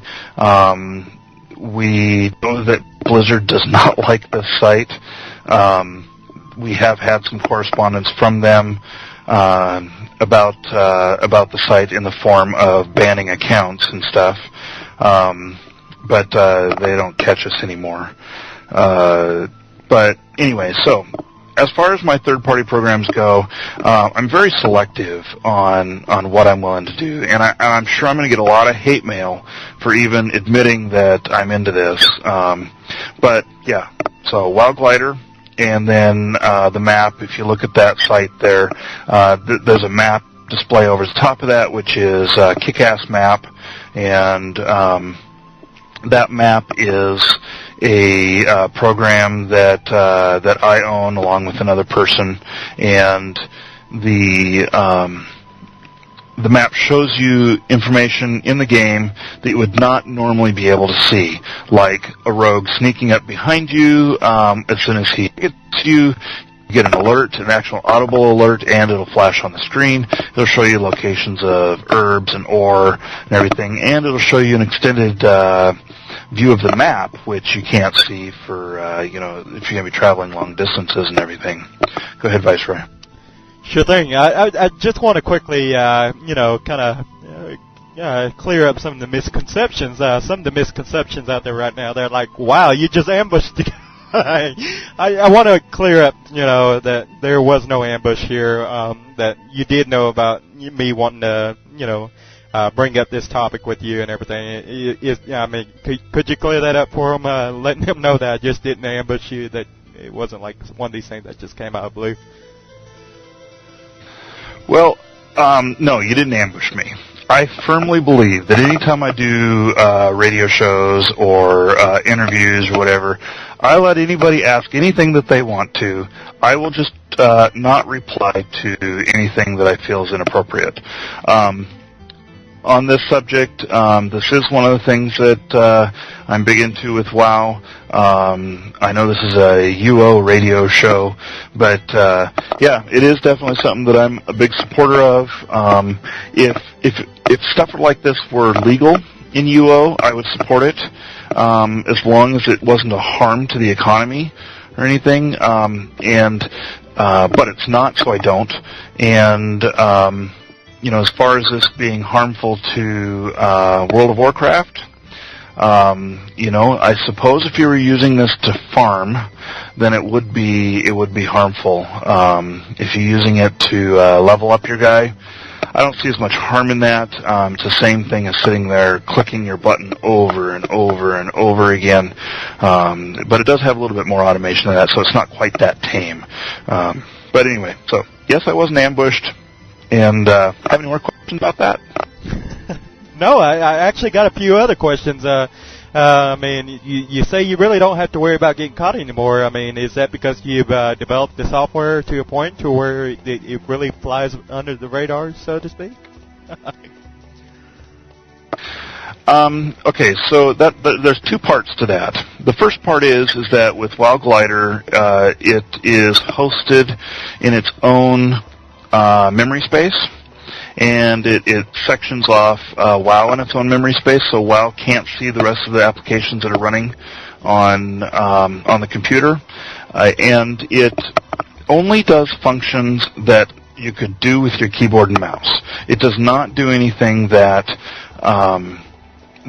a human player could not do. It doesn't inject any code. It doesn't do any exploits or anything like that. I'm not into exploits. I do like automation. I have a lot of fun with that, but I'm certainly not into exploiting. So that in that respect, WoW Glider, the only time people get busted with it is when they're stupid and they run it overnight, unattended. It's always recommended to run this while you're sitting at your computer. Maybe surf the web while it's doing some work for you. Never recommend running it unattended, because somebody wants to talk to you and you don't reply. Well, that's an awful bad sign that maybe you're a bot. The kick-ass map for WoW. Nobody has ever been banned from WoW for using that I know of. Again, we only show you the information that is available to every player. So like the information of like seeing who's sneaking up behind you and stuff. If you were to turn around, you could see them. Now, that is a little bit more information than what the general player sees, but the general player can turn around at any given time and see what's behind them. It also doesn't do any sort of exploitation. It's just like the difference between a paper map and Google Maps, or a GPS that tracks along with you and shows you the highlights that are nearby. Now, as far as the bot,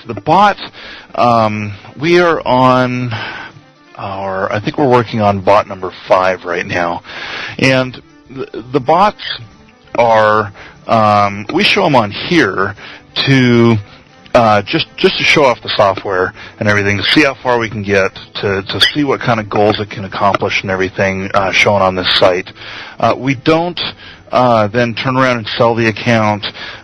We don't, farm a bunch of gold and then try and sell the gold or anything. In fact, at the end of each bot that I've done, when we get to the last day of the bot, I will go into like Ironforge or Stormwind. I'll pick a person at random. I'll click on their name so that I can see their name, and I will send them in mail all of my gold.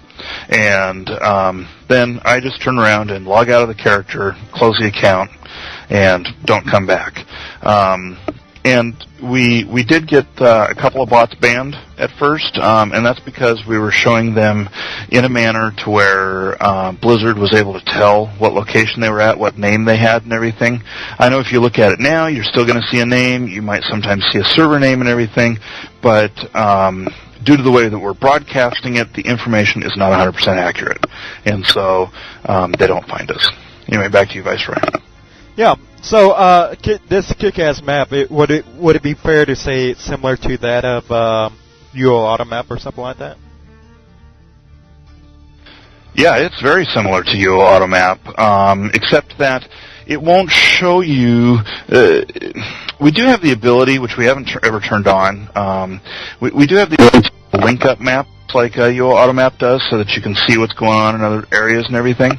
And so you would be able to see anything else that the other person sees, but if you look on the site right now, and for those of you that are tuning in late, it's killshotbot.com.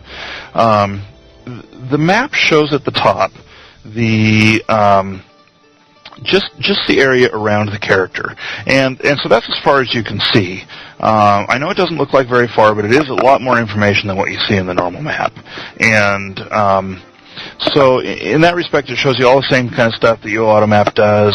We are fiddling around with the possibility of adding locations and stuff like that to the map, like you can do with UORadio. I know that with UORadio back in the day, probably back in 2000 or 2001, we developed an add-on for it that was all the treasure locations and everything, and that was very popular, and where all the rare spawn and stuff. Yeah, so it's almost exactly the same, and it works much the same as UORadio in the background too, of the mechanics of its programming and everything. Yep. Well, let's see. I think that about covers a lot of the things regarding the WoW Glider and the Kick-Ass map and everything. I think that's what it was called, and so definitely,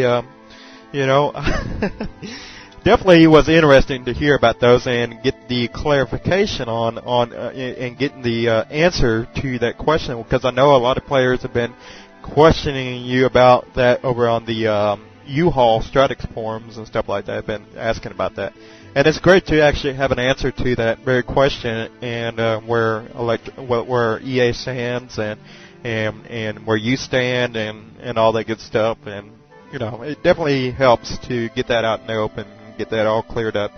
And there you have it, folks. You got your answer on that. I don't know if SpiderBite has any more answers for me, or questions, or comments for that matter. I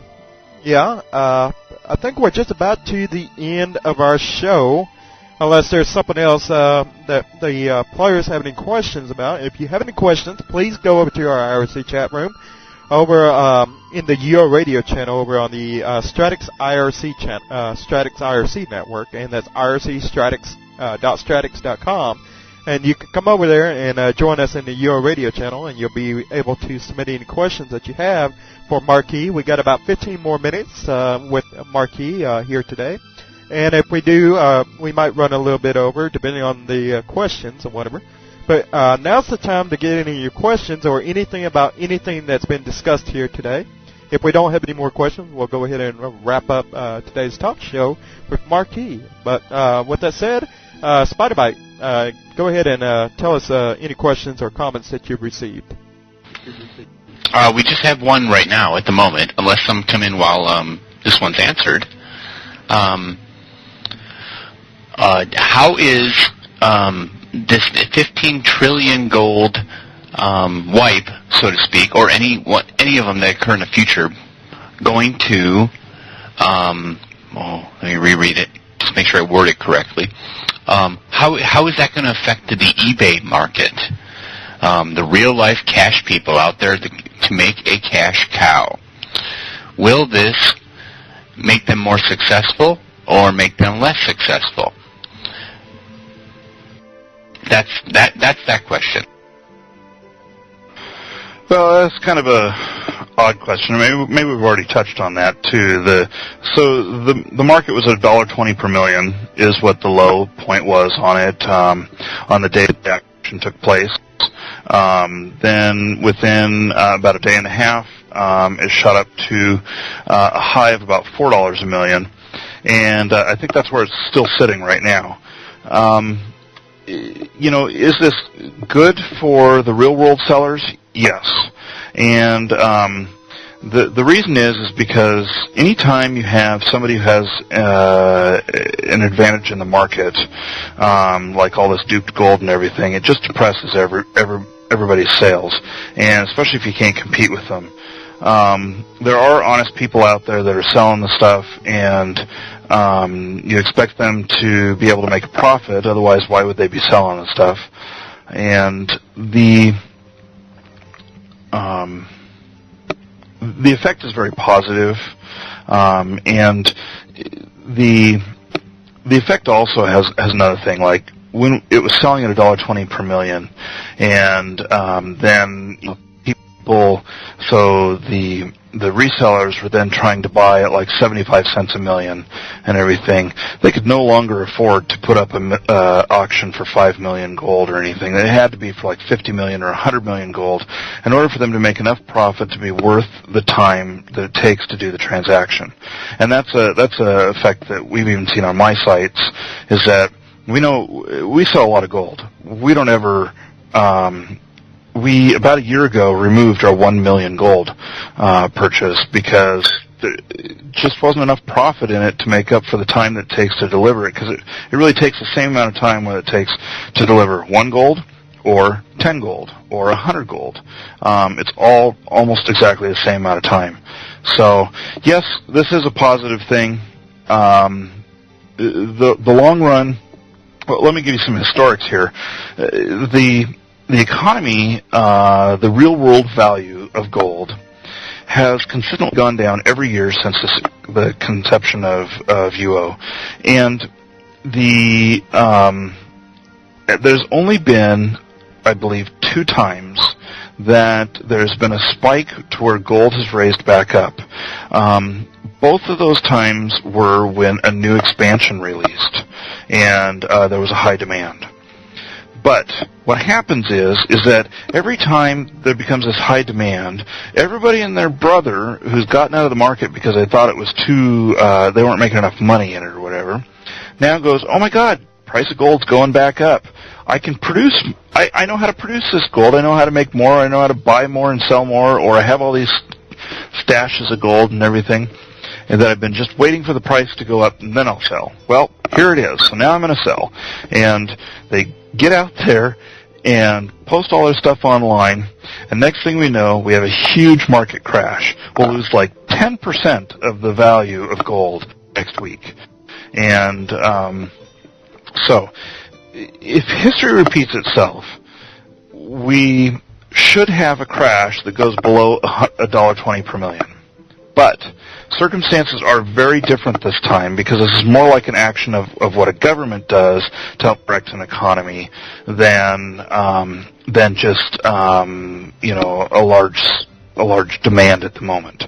So I'm hoping that it doesn't, this isn't history repeating itself, and I hope it continues on to do well at a higher rate, but there is a possibility, and I'm still watching, that the market could crash again, but I hope that's not the case, because at $1.20 per million, I am then selling my gold, some of it, for less than what I paid for it, and I just have to take the loss, and I'm definitely in this for profit. I don't want to take a loss.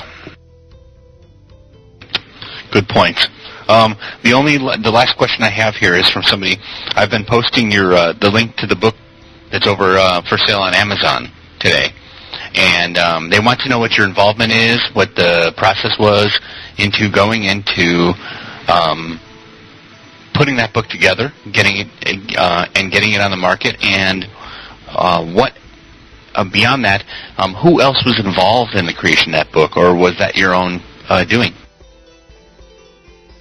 Well, so hopefully I didn't state earlier that it was my book, because it's not. That if that came across that way, that was certainly an error. The book is by one of my previous brokers. He was Play Money on our site, and in real life his name is Julian Dibble. He's a contributing editor to Wired Magazine.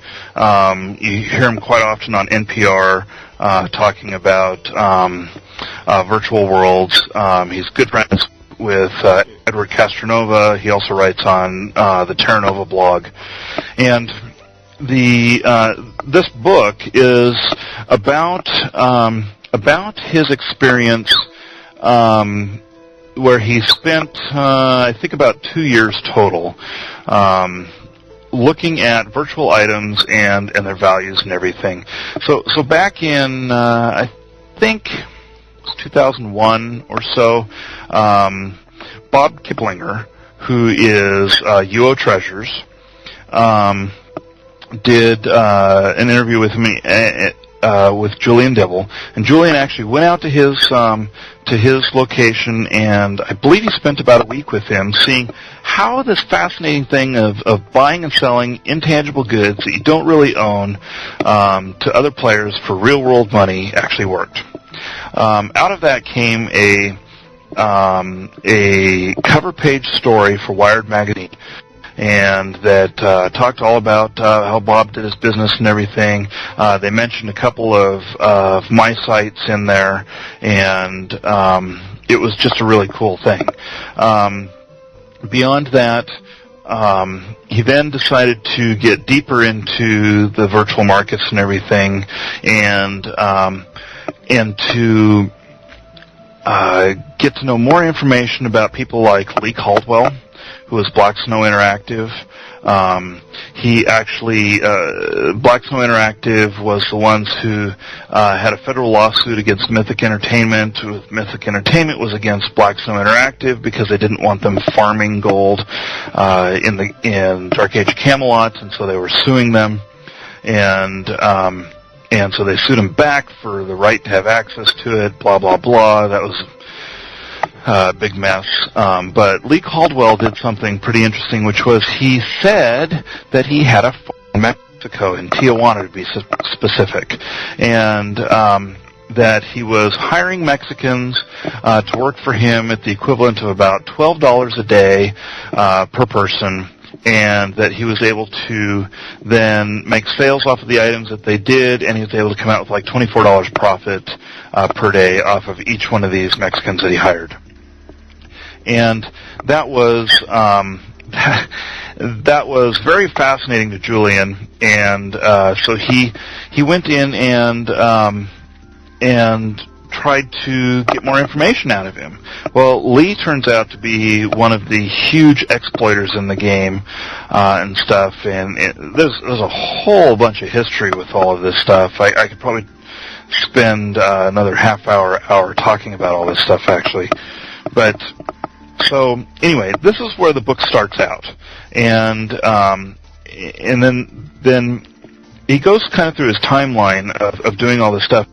And so after, he works with these exploiters to see what they're doing and everything, he says, well, what if I quit my day job and did this for a year, honestly buying and selling, not doing exploitation and stuff, but being an honest broker in the game, could I make a living?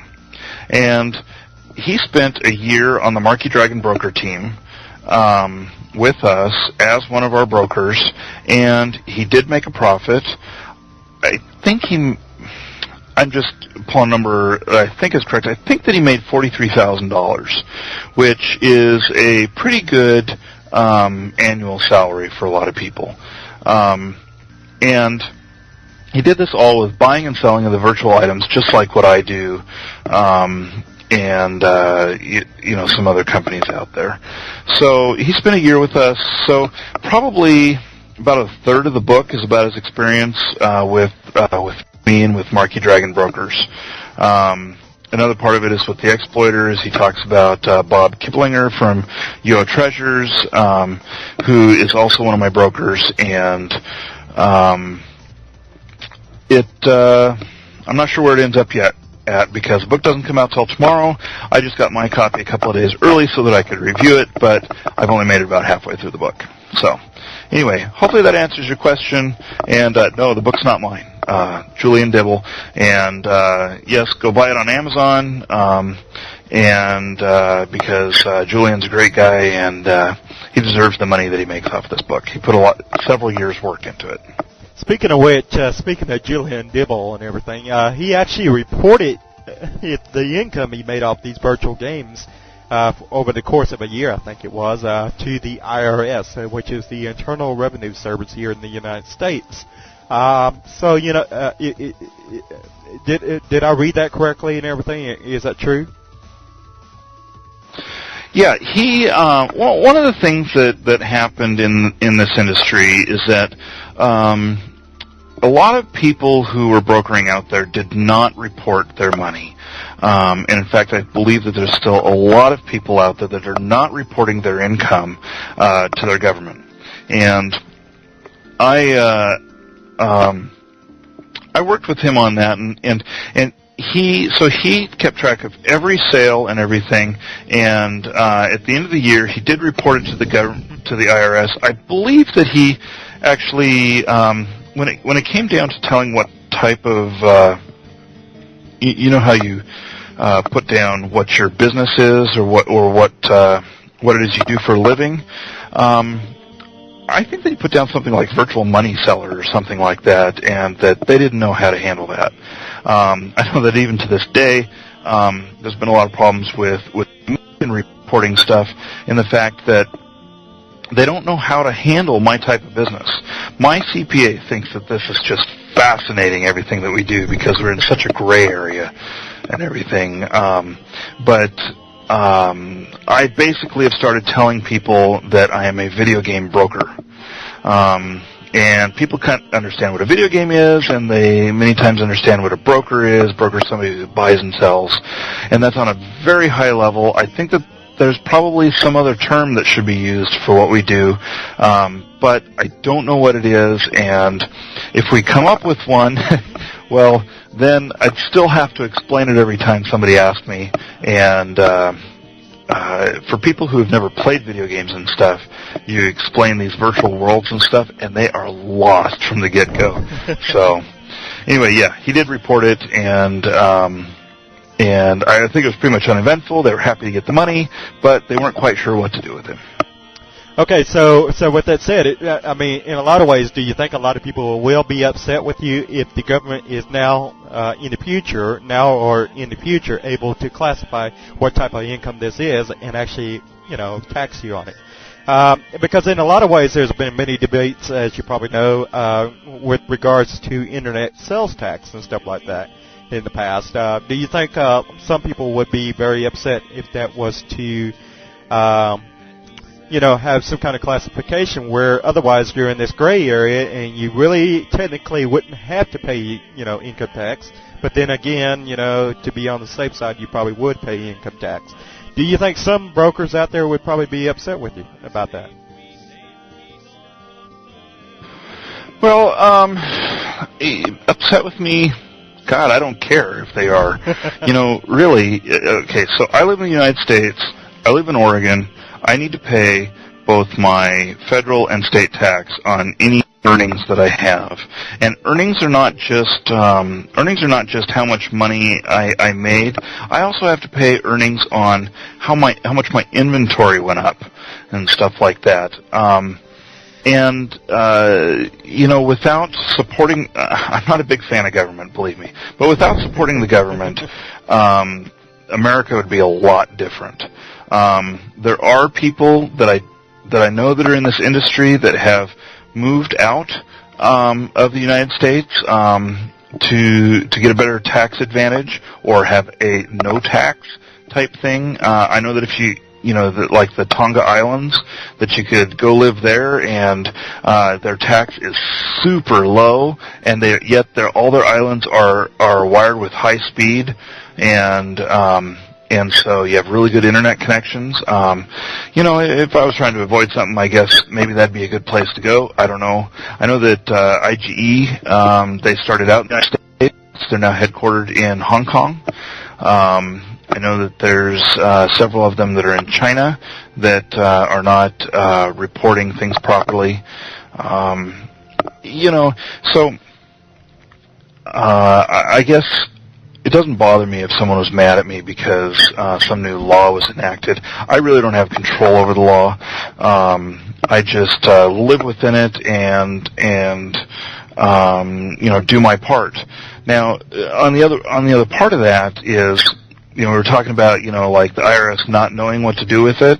I have a considerable amount of money, like, overall my inventory is around $250,000 worth of inventory. But, the virtual inventory, which makes up, quite a bit of that, I still struggle, along with my CPA, on figuring out how we in fact report that. And so we report it as stock on hand, and that it does have a value, but because the markets change so much in the way they do, we have a really hard time figuring out, what exactly it's worth. And so we end up, at the end of the year, I'll take inventory, I'll figure out what on the market, what we were paying right at that time for that stuff, and then that's the value that we give it. And then if, my inventory is grown, I have to pay tax. I have to pay profit tax on all that inventory.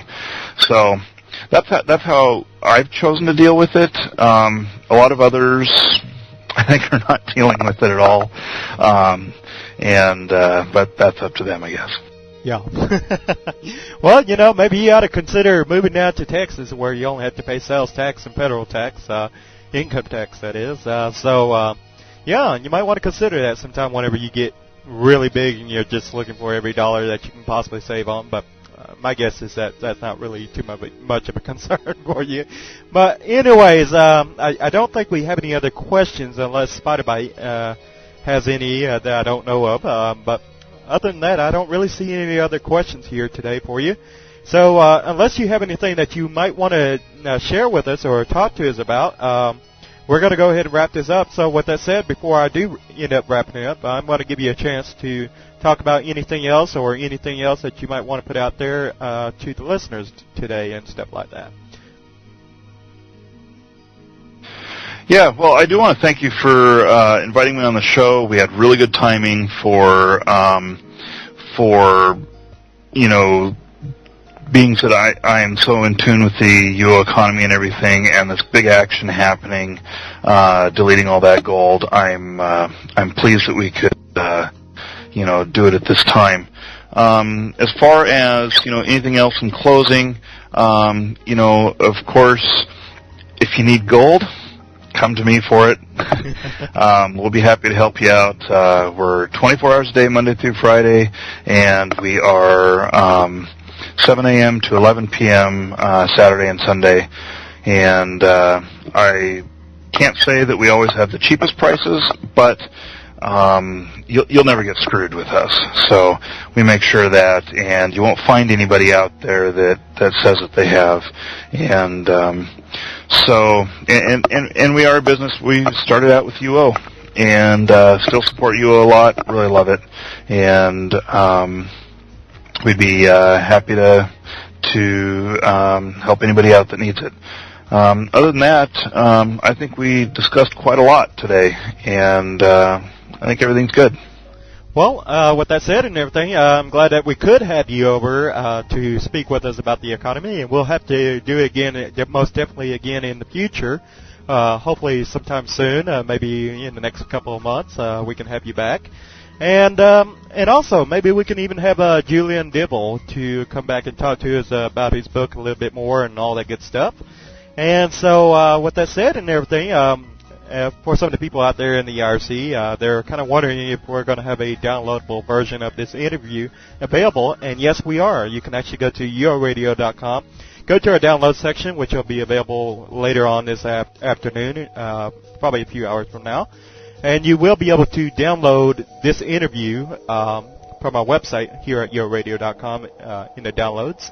And so definitely be sure to download that if you missed out on any part of this. So with that said, I want to thank Marquis for coming over, Marquis Dragon from MarquisDragon.com. And let's see, what else be sure to stay around for the Deal or No Deal, in which we're going to be having here right after the talk show with DJ Sandman from Yo Radio. And let's see, what else? You definitely want to stick around for that because that's free money for you and good things, yeah. So before we actually close out and play our exit music and everything, our elevator music, we're actually going to give everybody here a chance to say goodbye. So, Spider-Bite, starting with you, and then we'll go with Marquis, and then I'll go ahead and close out. And, yeah, go ahead, go ahead, Spider. Well, first of all, I want to thank Marquis Dragon. Having been a customer of his in the past, whether that was off his website or years and years and years ago off of his vendors over on Baja, for example. Other than that, because we do appreciate this, I know it was a great opportunity to have you on here, and I've already told Vice myself, this is probably one of the best interviews we've had in a very, very long time. Not to belittle any of the ones we've had in the past, but one of the most successful ones. And we really appreciate you taking the time to be here with us this afternoon. Beyond that, as far as the Deal or No Deal goes, I want to touch and remind people that the Deal or No Deal game show, you qualify by meeting Sandman during the week in game when he's on the air and handing him a book with your contact information. There will be a new way of doing that coming up shortly, very shortly, which means going to uo-auction2.com and posting auctions or posting forum posts. Just so you guys know, no shameless plug for them over there, because I know we have a lot of their brokers and affiliates and staff members over here in the IRC chat that are huge supporters of Marquis Dragon as well. Beyond that, I just want to say big waves out to Thor. I haven't seen him in ages. And otherwise, again, much appreciation. This was a great show, and we really appreciate you being here, Marquis. All right, and with that said, Marquis, go ahead. Yeah, thanks again for having me. I appreciate getting the chance to get on and talk about this stuff. And just on my way out, I want to thank my broker team, who they're the ones who've been with us for such a long time and have really I think we've had a good influence on the community and everything back when brokers were really needed for all the safe house trading and everything.